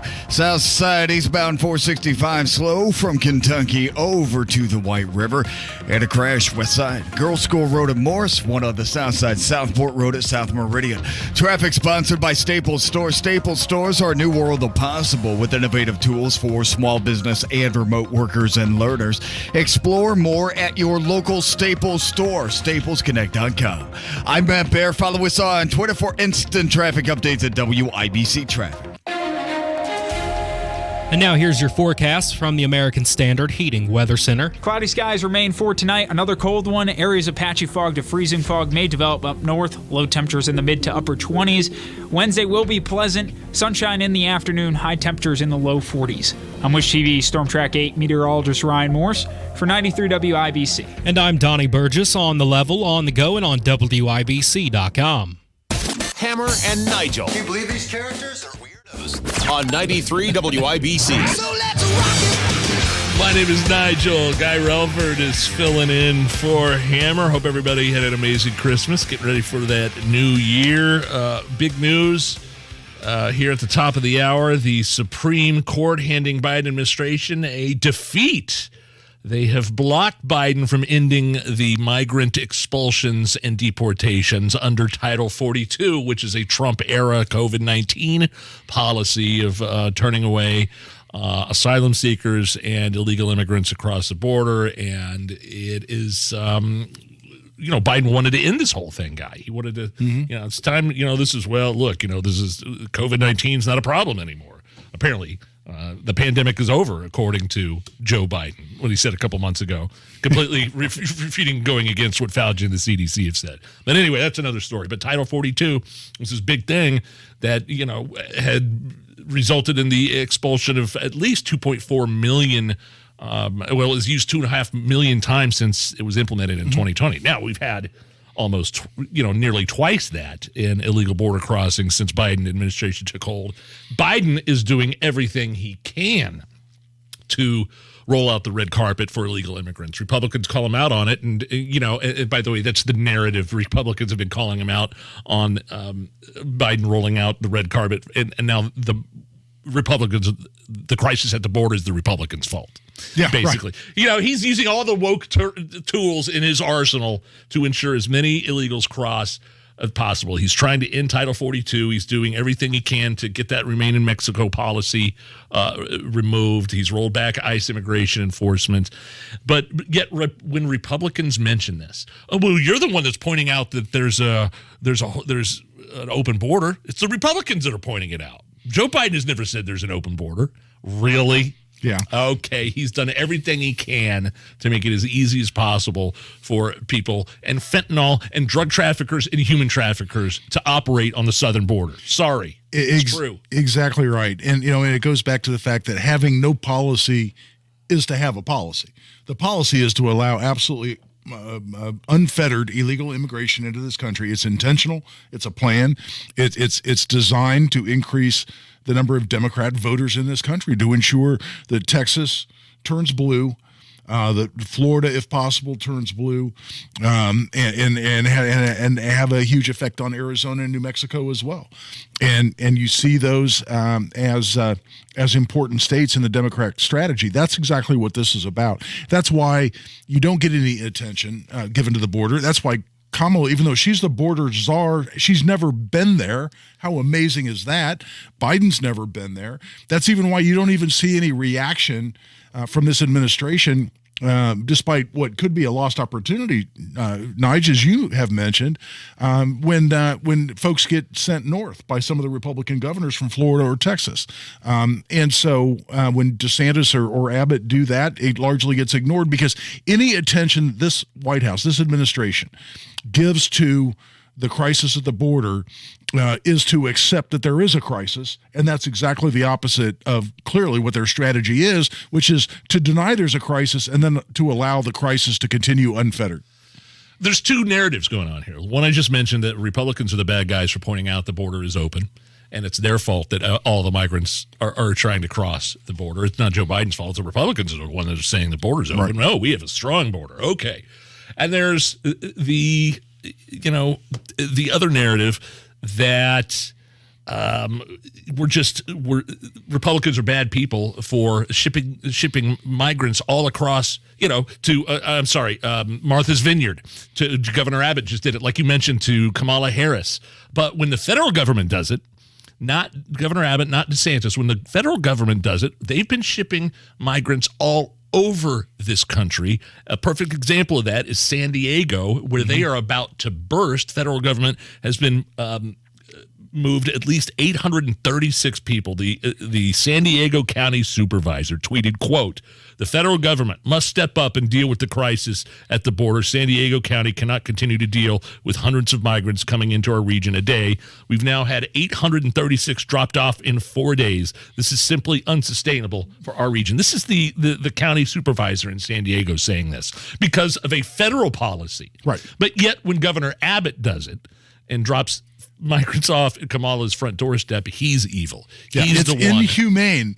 You know, it's inhumane to have tens of thousands of people entering every week with no infrastructure to support them and take care of it, and simply expect the states, all the southern border states, absolutely, to accommodate them and take care of them with no other plan. That's just not okay. And not to mention, again, the human trafficking aspect of this. Cartels, who's benefiting from everybody coming across the border? It's certainly not the people that are risking their lives paying human traffickers No, it's the coyotes, the people that make a ton of money for the cartels by bringing people over, and it's the drug traffickers, which is also the cartel. And then ultimately, over time, if it's the Democrats and the votes that they think that they will get by letting illegal immigrants come in and get free health care, free schooling, et cetera, et cetera, et cetera. All right, real quick, more of those Twitter files were dumped yesterday. Guy Rutherford filling in for Hammer. My name is Nigel. Elon Musk has been handing over internal documents ever since he took over to these journalists, and they've been doing big write-ups on a lot of things we knew it was going a lot of censorship, a lot of government working hand in hand with social media platforms. Twitter is specifically here trying to suppress certain ideas. Hunter Biden's laptop story before the election, just one example. This Twitter dump was COVID misinfo, quote unquote COVID misinfo. And you look at this entirety of this whole thing, it's just, again, demonstrating the government's direct intervention in what they call content moderation for ideas and things that it doesn't like. Trump and Biden both did it in this. Trump did it in the beginning of the pandemic with, talking about misinformation on panic buying and runs on grocery stores. Their administration was in communication with Twitter about, hey, we need to tamp down on this. Well, that was really happening. Yeah, and so I don't care if Trump does it or Biden does it. And now once Biden was sworn in, the White House, the first White House meeting with Twitter focused on COVID-19 misinformation. And there were angry emails exchanged. There were angry conversations being had. Why aren't these people being taken off Twitter? Why isn't Alex Berenson being suppressed? And that's a guy that we've had on our show several times.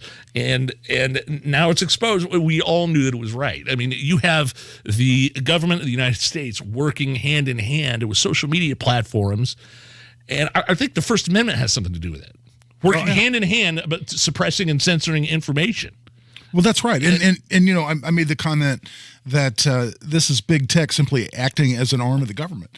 And you know what? If they're going to act like an arm of the government, then we should treat them and regulate them like the government. We should force them to adhere to constitutional principles, including First Amendment right to free speech, because they can't stand behind this, well, we're a private company, we can do what we want, defense, when in fact they're operating as an arm of the government. I think you lose that defense, and I think that's a legitimate argument. All right, let's hit a look at traffic with one Mr. Matt Baird in the WIBC Traffic Center. All right, Nigel, eastbound 465, just a little bit slow right now from Keystone Avenue over 269.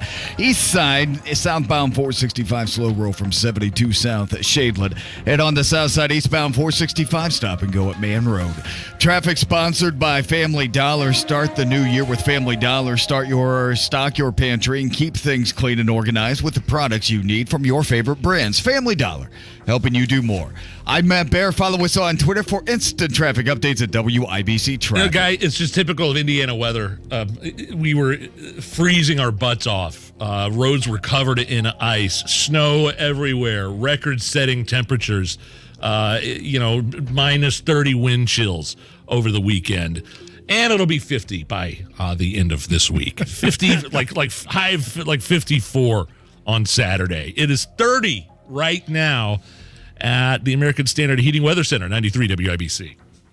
What's happening? More Republicans in Washington are complaining about how much of your tax money they're spending. The U.S. House passed a whopping $1.7 trillion spending bill. GOP leadership declares that this bill is a victory. President Biden says that he'll sign the bill once it reaches his desk. Check in at the top and bottom of the hour. You might want to check and see if your county is still under a travel advisory. Temperatures will warm up into the 50s by this weekend all across Indiana. Hear the news. 93 WIBC.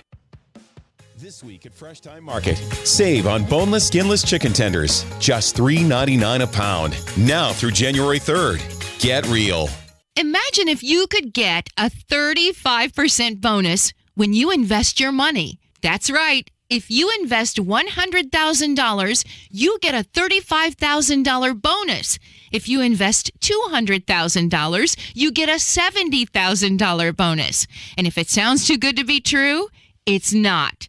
And guess what? You'll sleep well at night knowing your money is protected by one of the highest rated insurance companies in the world. It's Terry Stacy, and to learn more about this 35% bonus, call Bill Demery, my retirement guy, at 317-972-9172. A little diversification outside of the stock market could be a really good thing right about now. But this 35% bonus won't last forever. So call 317-972-9172. 317-972-9172.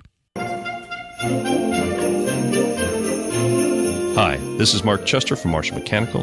On behalf of Eric Marshall and our whole team at Marshall Mechanical, we would like to wish you a very Merry Christmas and a Happy New Year.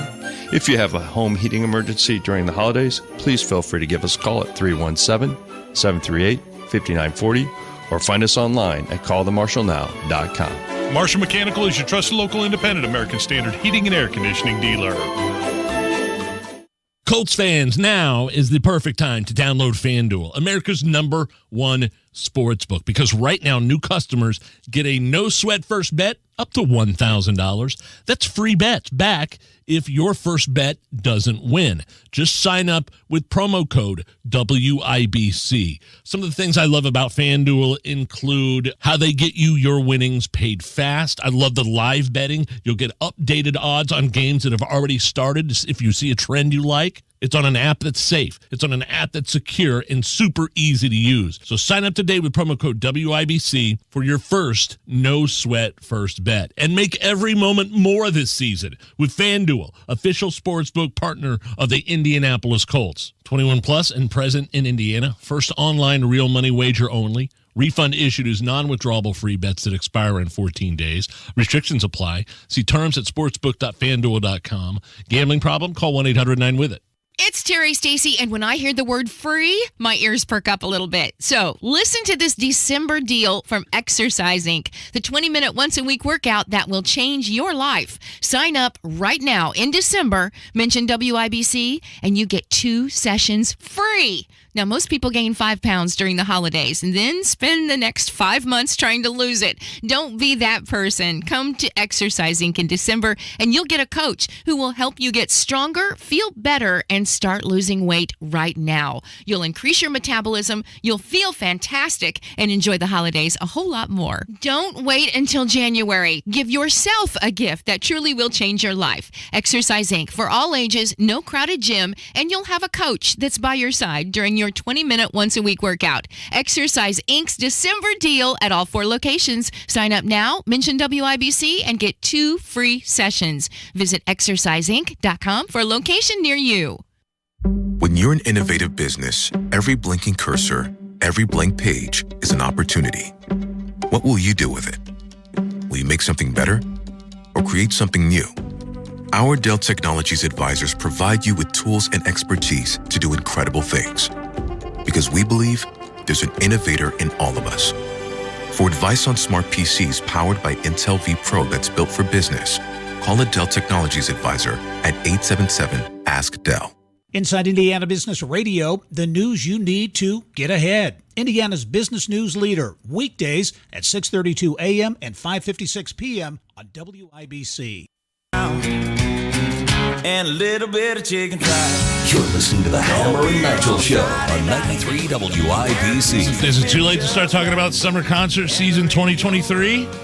I think not. Zach Brown Band coming August 6th, Ruoff Music Center. If you want to go, be caller 9 right now.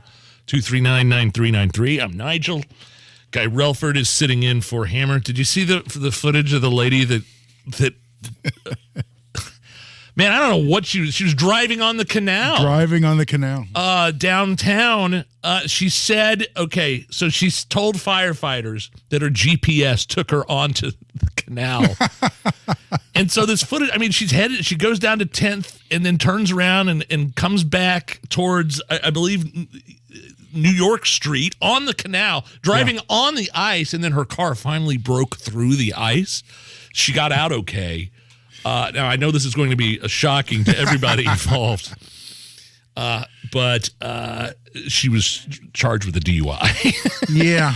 There was some alcohol involved. Yeah, you know what's got my attention, Nigel, is when the story I read said police said that she was rescued, quote unquote, thanks to fast acting bystanders.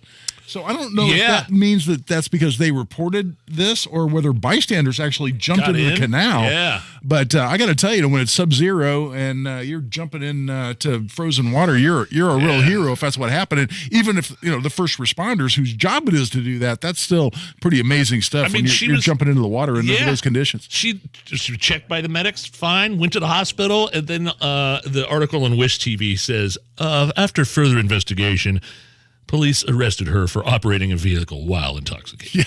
Yeah, don't say.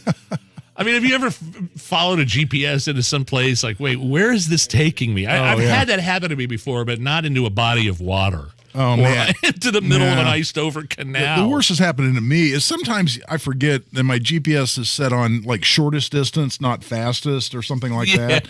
And, I've ended up on some just god-awful gravel roads in the middle of nowhere out in the country where I'm going, hold on, why am I on this thing? What do we do before GPS? We read maps, man. Yeah. I mean, she probably would have been better off not using her GPS. Man, I remember driving to Florida like when I was in college, and you always cared who rode shotgun, right? Who had the passenger seat in front, because that was the designated map reader. And some people could read maps really well, and some people just can't. And that was definitely an important skill when we used to road trip all the time back in the day. That was fun.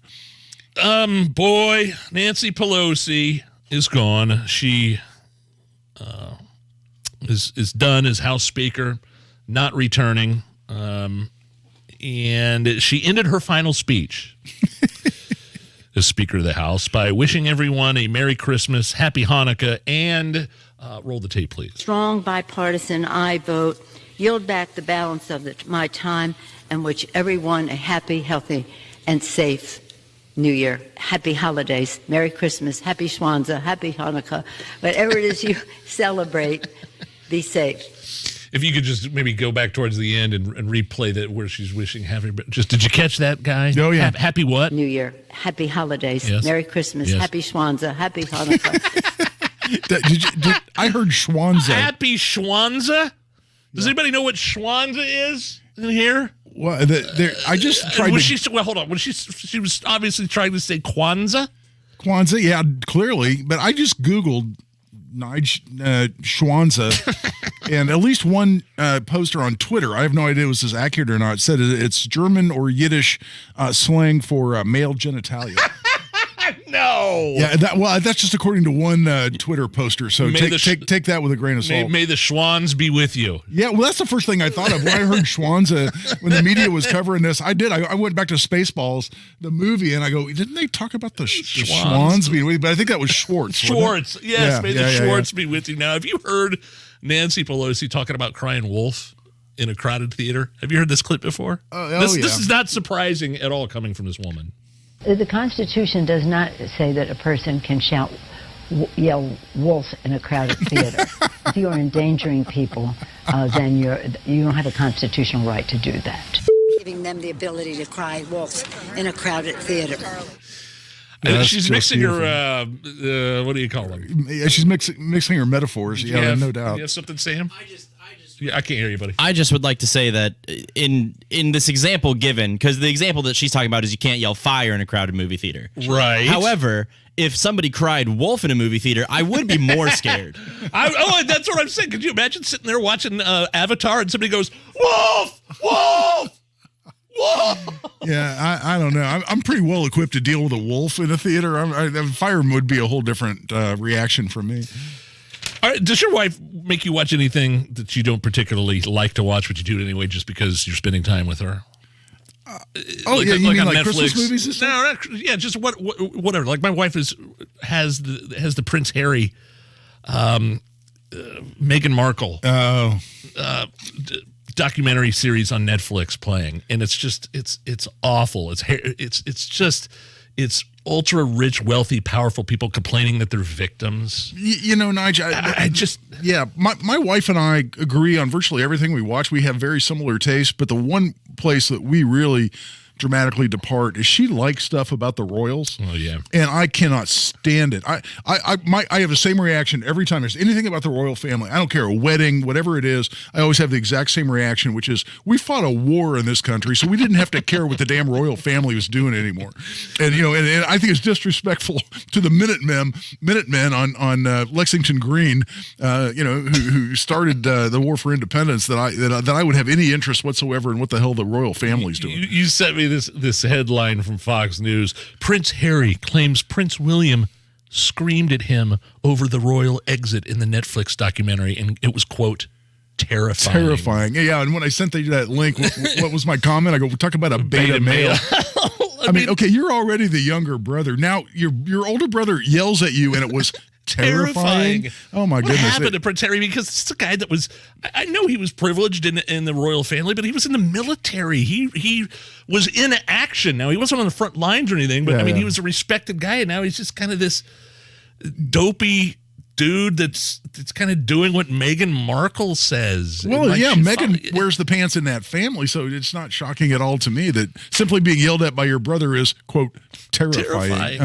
What a beta. Do you want to take some calls? Do you want to do an Ask the Gun Guy Ask the segment? Gun Guy is my favorite. When I sit in, we love taking calls for Ask the Gun Guy. Absolutely. We ought to do it right now.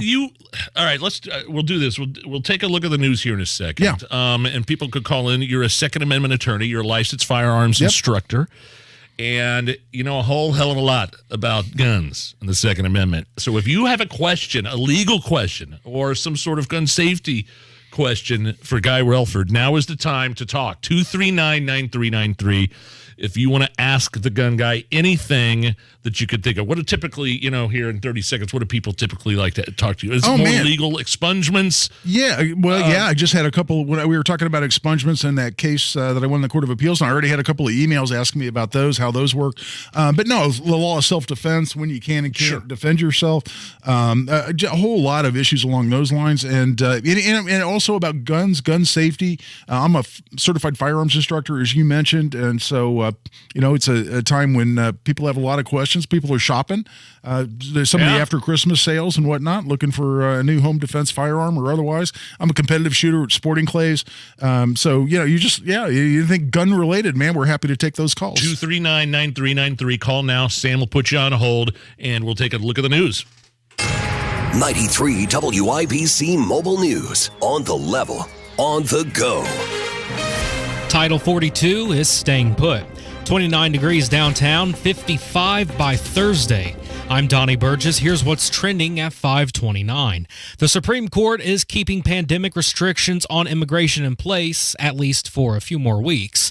Fox's Jared Halpern. A divided Supreme Court sided with several states arguing to keep Title 42 health restrictions in place. The court agreeing to hear arguments in their challenge in February.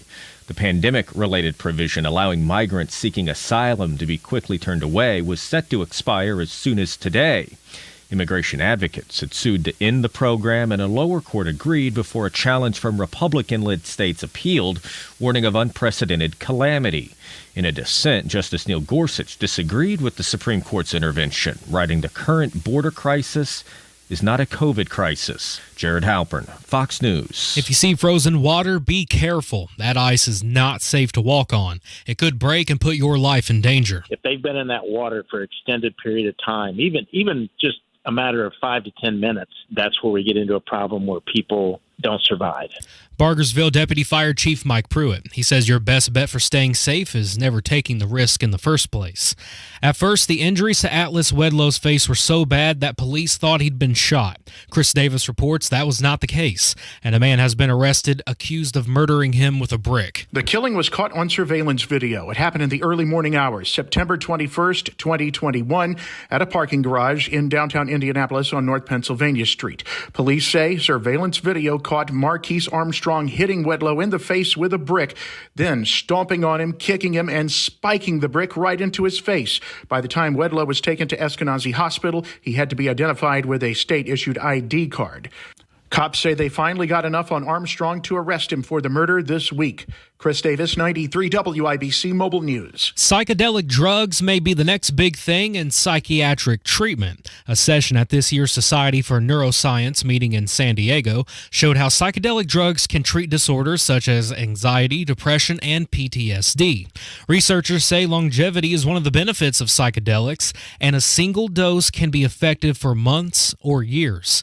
Most existing mental health medications need to be taken on an everyday basis. With traffic, here's Matt Baer. East side southbound 465 slow 72 Arlington Avenue, and eastbound 465 slow off Keystone over to Allisonville Road. Crash west side Girls School at Morris. Another one on the south side, South Fort Road at South Meridian. I'm Matt Baer. Follow us on Twitter for instant traffic updates at WIBC Traffic. And now your forecast from the American Standard Heating Weather Center. Cloudy skies remain for tonight. Another cold one with areas of patchy fog to freezing fog up north. Low temperatures in the mid to upper 20s. Wednesday will be a pleasant day. Enjoy the above average temperatures. Return of sunshine into the afternoon. South winds will gust 25 to 30 miles an hour in the afternoon. High temperatures in the low 40s. And Thursday will be the warmest day of the week. Temperatures get into the 50s. Clouds and rain chances return Thursday evening. I'm Wish TV Storm Track 8 meteorologist Ryan Morse for 93 WIBC. Your time is 5:33. I'm Donnie Burgess on the level, on the go, and on WIBC.com.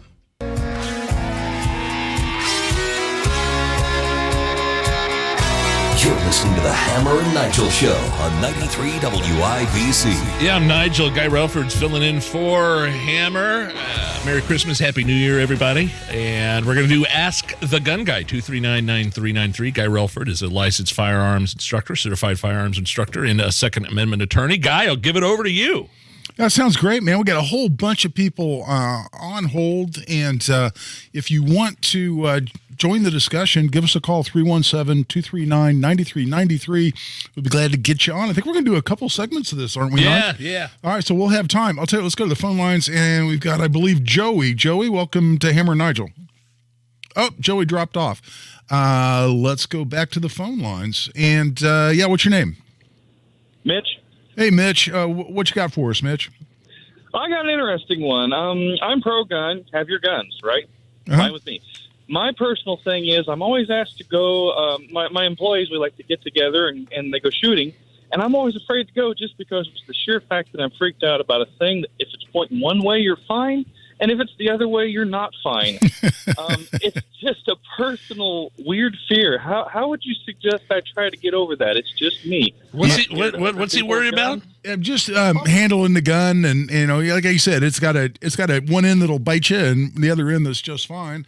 And that's a legitimate concern for somebody that's not an expert like you, I think. No, it's totally legit, Mitch. And what I would tell you is spend some time on the range.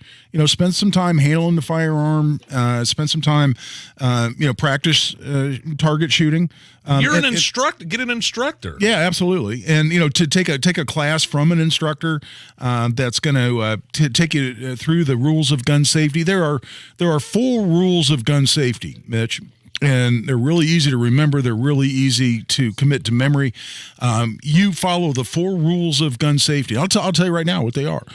Treat every gun as if it were loaded. In other words, there's no such thing as an unloaded gun that you treat in some other way because you think it's unloaded. You treat every gun as if it's loaded. Always keep the gun pointed in a safe direction. Pointed in a safe direction means it's not pointed at anything that you're not willing to shoot. Very easily defined. Number 3 is keep your finger off the trigger until you're ready to shoot. And your sights are aligned on target. So you keep your finger off the trigger until you're ready to shoot. And the 4th one is always be aware of your target and anything aligned with your target, either between you and your target or behind your target. If you follow those 4 rules, Mitch, you literally cannot accidentally hurt yourself or somebody else with a firearm. And a little bit of familiarity and follow the rules of gun safety. If you want to pick up a book, I'll go ahead and pitch my book. I wrote Gun Safety for Dummies. There you go. So you can find that on my website at tactical-firearms.com. And it's one of the dummies books, just like Ukulele for Dummies or Accounting for Dummies.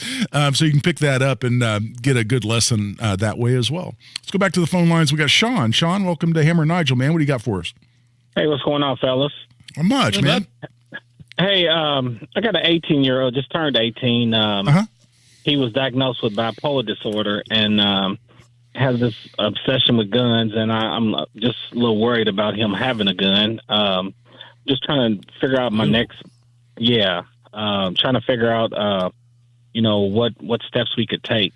Yeah, training, Sean. It's all about training. Like I mentioned with Mitch, I would sign him up for a handgun class. They're at Indy Arms on the northeast side. Full disclosure, I have a relationship with them. That's where I teach my classes. So take that for what it's worth. But they've got a bunch of good intro to handgun courses, for instance. They've got defensive handgun. And those would be a great starting place because they're going to teach him the rules of gun safety, like I was just talking about with Mitch. They're going to give him some experience in handling guns in a safe way. He gets that kind of experience. Now he just doesn't have an infatuation. Now he's also got the knowledge that allows him to handle a gun safely. But I think Sean, is Sean still there? He dropped off. Sean, that's a bigger discussion in terms of, I think Sean, one of the things it seems like he was concerned with was his son's diagnosis of bipolar disorder. Oh, I didn't hear that. I missed that completely. I'm sorry. I did not hear the bipolar part. I'm sorry. I'm glad you mentioned that, Nigel. I don't know if I was reading something. I just missed that part. That depends on how bipolar manifests itself. And is it under control with medication? So I'm the farthest thing away from a mental health care practitioner. But if that affects his judgment in a way that he would be concerned on that basis, then yeah, that's a legitimate reason. Now, unless he's been adjudicated to be what we call mentally defective. It's a offensive term, but that's the legal term in the federal statutes. It's not illegal for him to have a gun. It's only once he's adjudicated essentially to be a danger to himself or others. But yeah, then it all boils down to, and he's an adult, so now there's only 18. There's only so much control he's going to have. His parents are going to have. That's a big discussion. That's another discussion for another day, though. Yeah, it's another discussion. But somebody with a diagnosis like that even allowed to purchase a gun, right? But at the same time, I mean, if you just have a diagnosis of bipolar, that doesn't mean you're dangerous. No, I understand. Yeah. But I'm glad you raised that because I missed that completely in his question. Let's go back to the phone lines, and we've got Matt. Matt, welcome to Hammer and Nigel. Hey, how you doing? Good. Hey, Matt. Hey, I was wondering, so I have a lifetime concealed carry license, and I just recently moved. And I know that before you didn't need a license, they were talking about how you could get in some trouble if you don't have your address updated. Does that apply still? Well, yeah, if you don't need a license, like, would you still be?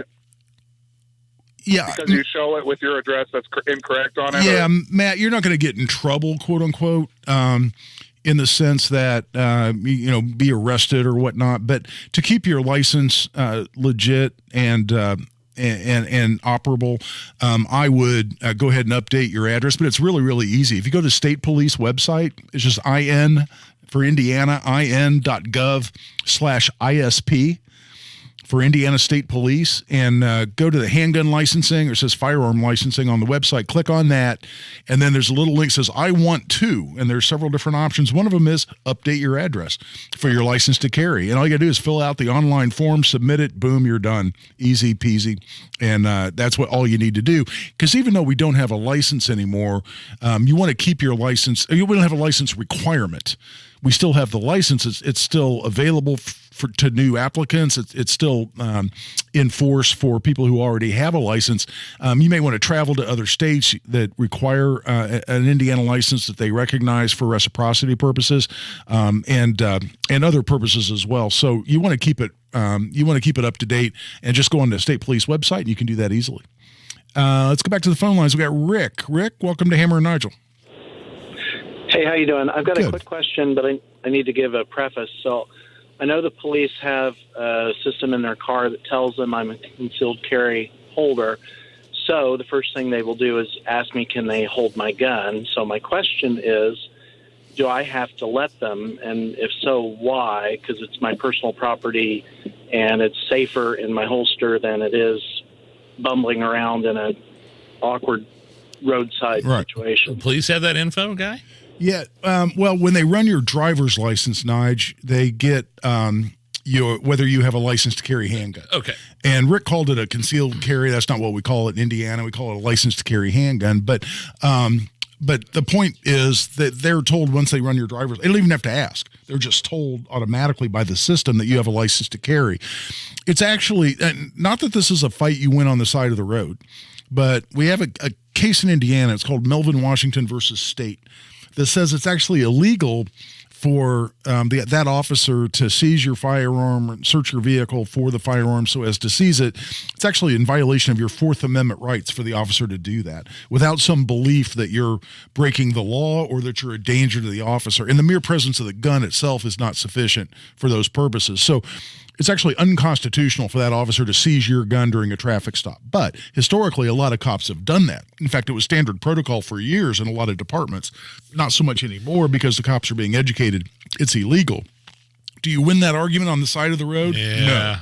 No. And that's why I would never tell anybody to simply resist or tell that officer no. You're likely to be tased or handcuffed or so worse. Wait, so Rick gets pulled over for he's got a taillight out, and then they run his ID, and it shows up. Oh, he's got a handgun license. Got a handgun license, and the cop would say then possibly sometimes they say we want to hold this gun until we're done with this. Yeah, I mean I've had a lot of people tell me this, and it's in some reported cases. They can walk up just because they know you have a license.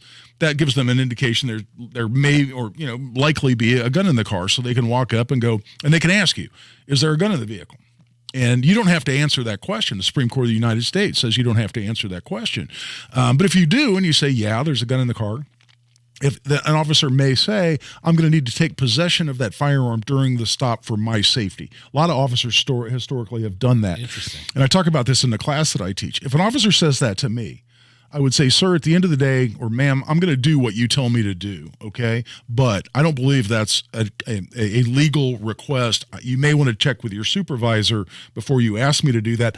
I'm going to do what you tell me to do at the end of the day, but I do not consent to that, and I don't believe that's legal for you to do that. You may want to check into that. I would do it politely and calmly, because I don't want to get tased or handcuffed or other bad things. But it is true to say that absent some belief over and above the mere presence of the firearm, that you're either a danger to the officer or you're breaking the law, they can't search you, they can't search your vehicle, and they can't search your property. That's under Fourth Amendment principles. Can we take a break? Yeah. I want to leave plenty of time for the second segment. Yeah, we've got a bunch of people on hold, but if we can go back to them after the break, that works out great. If you're on hold, stay here. Ask the gun guy. I want to leave plenty of time for the second segment here. We'll be right back. It's the Hammer and Nigel Show. Hey, it's Casey, and half of Americans like to hide in the bathroom for alone time. We're going to drag Brian Baker out of there as he joins me Wednesday, 9 until noon on 93 WIBC. We say Merry Christmas at R&R Agency, your Indiana health insurance pros. We recently saved one of Indy's oldest small businesses over $5,000 per month on their group coverage for 10 employees. We are saving early retiring clients 50% when compared to their COBRA coverage. Now they can afford to retire. You've been told the ACA, it's still Obamacare, is your only option on individual coverage. If you're sick and you don't have any income, that's true. If you are reasonably healthy and have a livable household income, the ACA is your worst option. You've also been told if enrolled, you must keep your coverage for a year. That is also not true. Don't let the federal government or the big insurance company cronies tell you that you don't have a choice. Call us at 317-435-1718. or go to rragency.org. That's 317-435-1718 or rragency.org. We can help. Give us a call. What do you got to lose? As always, God bless America, or at least what's left of her. What if you didn't have to continue working to live a lifestyle you're happy with? What if you could spend the rest of your life doing what you want to do when you want to do it, not worrying about others claiming your time and energy? Aspiring retirees want to know how to achieve the work optional lifestyle. A much better question is, who can help you achieve this lifestyle? Working because you want to, not because you have to, is financial freedom. This is Brian Singer. My friend and colleague Casey Weed, the founder of Howard Bailey Financial, wrote a best-selling book titled Job Optional. I'm excited to be part of a team that has developed and refined a proprietary process designed to help people who are still working create a job-optional lifestyle. The Howard Bailey Retire with Purpose framework looks at 5 key areas of your financial life and then informs your choices to design a lifestyle as unique as you are. Retire with Purpose puts all the pieces of the puzzle together in a process designed to bring predictability and purpose to your financial life. We're not all things to all people. We are all things to some people. This means we primarily work with people who understand you don't need to know how, you just need to know who. Who knows how to fit all the pieces of the puzzle together to support your one-of-a-kind lifestyle? Who can do that for you and do it so well that that advisor team is the last team you will ever need or want? We work with people who expect their relationship with us to be transformational rather than transactional. Call us at 317-852-9153 to schedule a retirement readiness review and see how the Retire with Purpose process might transform your life. 317-852-9153. Investment advisory services may be offered through Howard Bailey Securities, LLC, a registered investment advisor. Working with Howard Bailey Securities, LLC cannot guarantee investment success or that specific financial goals will be achieved. Job Option was a #1 Amazon bestseller in retirement planning on 7/2/19 and a Wall Street Journal ebook bestseller on 8/9/19. A team that brings energy. Matherin loads a three. He's got it going. A crowd that brings electricity. Nembhard to the goal with a layup. That's what's going on at Gamebridge Fieldhouse all season long. Turner blocked the shot. That's number 1,000. We are revved up. The Pacers tip off a 4-game homestand when the high-flying Hawks come to town Tuesday night at 7:30. Tickets at Pacers.com. That's Pacers.com. Pacers-Hawks. Tuesday, 7:30. Discover your dream home with confidence with Fisher Homes. With exclusive below-market rates and one-time complimentary refinancing, you are sure to save thousands. Visit FisherHomes.com. Hey, Matt Bears in the WIBC Traffic Center. All right, Nigel, east side, southbound 465 slows 70 to Washington, then drags down to Arlington Avenue, and a little bit of slow at the northeast side. Eastbound 465 around Allisonville. Had a crash west side, Girls School Road at Morris.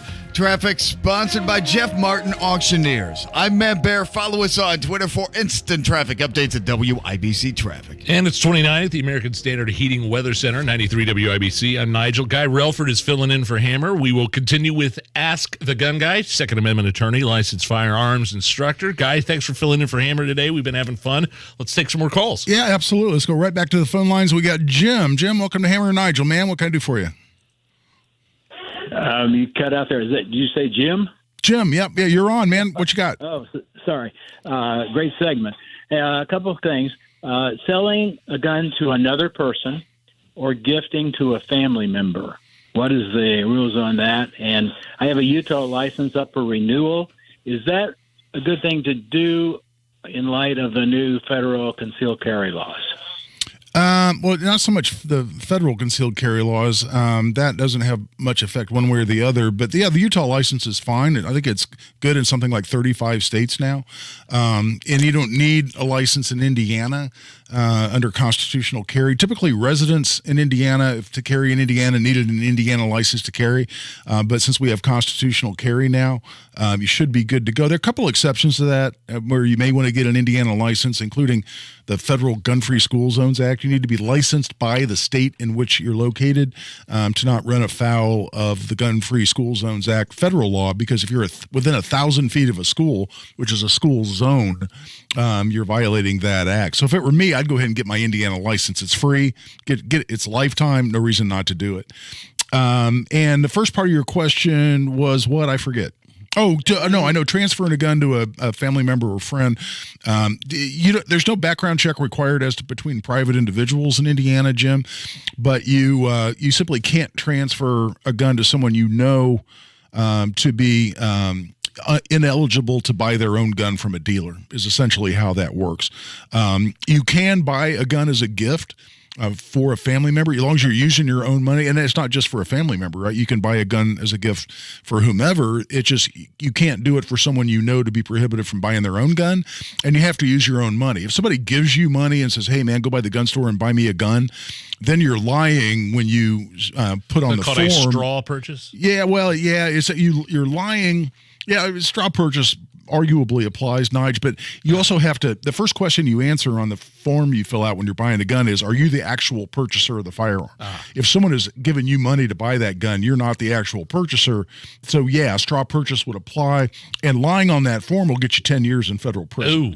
So, but basically, Jim, if you have no reason to believe that the person you're buying a gun for to gift, or if you're transferring a gun, you're selling it to another private individual, that's legal in Indiana. Let's go back to the phone lines, and we got Bart. Bart, welcome to Hammer and Nigel. Yeah, how's it going, guys? Good, man. What you got? Bart. Hey, I got a question. My wife is disabled. She's in a wheelchair, and she has MS. So her hands are really fatigued, and we've been trying to find a good firearm that she can take a course with and then she could use. We've tried a 38 Special hammerless. We've tried a Smith & Wesson 9. What would be your suggestion? Yeah, the double-action revolvers that you mentioned, Bart, are really tough for someone with weakness in their hands because it's a really long, heavy trigger pull. You have to put 8 to 10 pounds of pressure on the trigger to pull a typical double-action revolver, to pull that action all the way back that both cocks and releases the hammer. That's a lot. They do make some semi-automatics specifically to make them easy to manipulate. The Shield Easy is just what it sounds like. That they make in 380, and I think it comes in 9mm as well. That's specifically designed to have a light recoil spring, which means you can manipulate the slide on a semi-automatic easily. That's designed for exactly the purpose that you're describing. So I would look in to that one. I'll tell you what, let's go back to the phone lines, and we've got James. Hey, this is a quick question on my. If somebody has been diagnosed with PTSD, anxiety, or depression, at what point does it become illegal for them to possess or carry a firearm? Okay, and you broke up a little bit. When they've been diagnosed with what exactly? PTSD. Oh, PTSD. Or anxiety. At what stage does it become illegal for them to carry a firearm? Well, they have to be adjudicated to be mentally defective. That typically means a court has looked into it and decided that they are a danger to themselves or others. So if you're like involuntarily committed, then that would make it illegal for you to possess a firearm. That's one example. But you have to be adjudicated. In other words, that a court or some other official tribunal has made that determination. It's not just the medical diagnosis. It goes beyond that. And I'll tell you what, I think we got time for another one, don't we, Nigel? Yeah, we got 2 minutes. Got 2 minutes. Let's go to Rick, who's been on hold for a while. Rick, welcome to Hammer and Nigel. Hi, Guy. I graduated from Carmel High School in 1968 and actually met you when I was dating your older sister. That's awesome. Yeah, I graduated in 76, so yeah, that would make you about my sister's age. I remember you. If I would have known you were going to grow up to be a gun guy, I probably would have married her. Yeah, well... Okay, here's my question. Yeah, go ahead. Here's my question. I have a $250,000 firearm liability policy. What amount do you think is adequate? Because I just kind of pulled that out of a hat as a number. Yeah. What's a good number? It really depends. But if, let's say you use your firearm, you're talking about carry insurance like through USCCA or something like that, Rick? Yes, exactly. So, I got $1 million. I think it's the platinum plan, only because if you're involved in a self-defense shooting, but say you get prosecuted, and on top of that you get sued, then it's very easy for you to run up legal bills that surpass $250,000. So I'd bump that a little, buddy, if I were you. You want to do this again tomorrow? Absolutely. I love doing this. Yeah, we didn't get to John, so I'd tell John to call back tomorrow. We'll do it again. We have an entire hour left, and we're going to do Ask the Gun Guy tomorrow at 5:30. Again, it's the Hammer and Nigel Show. Imagine if you could get a 35% bonus when you invest your money. That's right. If you invest $100,000, you get a $35,000 bonus. If you invest $200,000, you get a $70,000 bonus. And if it sounds too good to be true, it's not. And guess what? You'll sleep well at night knowing your money is protected by one of the highest rated insurance companies in the world. It's Terry Stacy, and to learn more about this 35% bonus, call Bill Demery, my retirement guy, at 317-972-9172. A little diversification outside of the stock market could be a really good thing right about now. But this 35% bonus won't last forever. So call 317-972-9172. 317-972-9172. Exercise Inc. has been helping clients change their lives in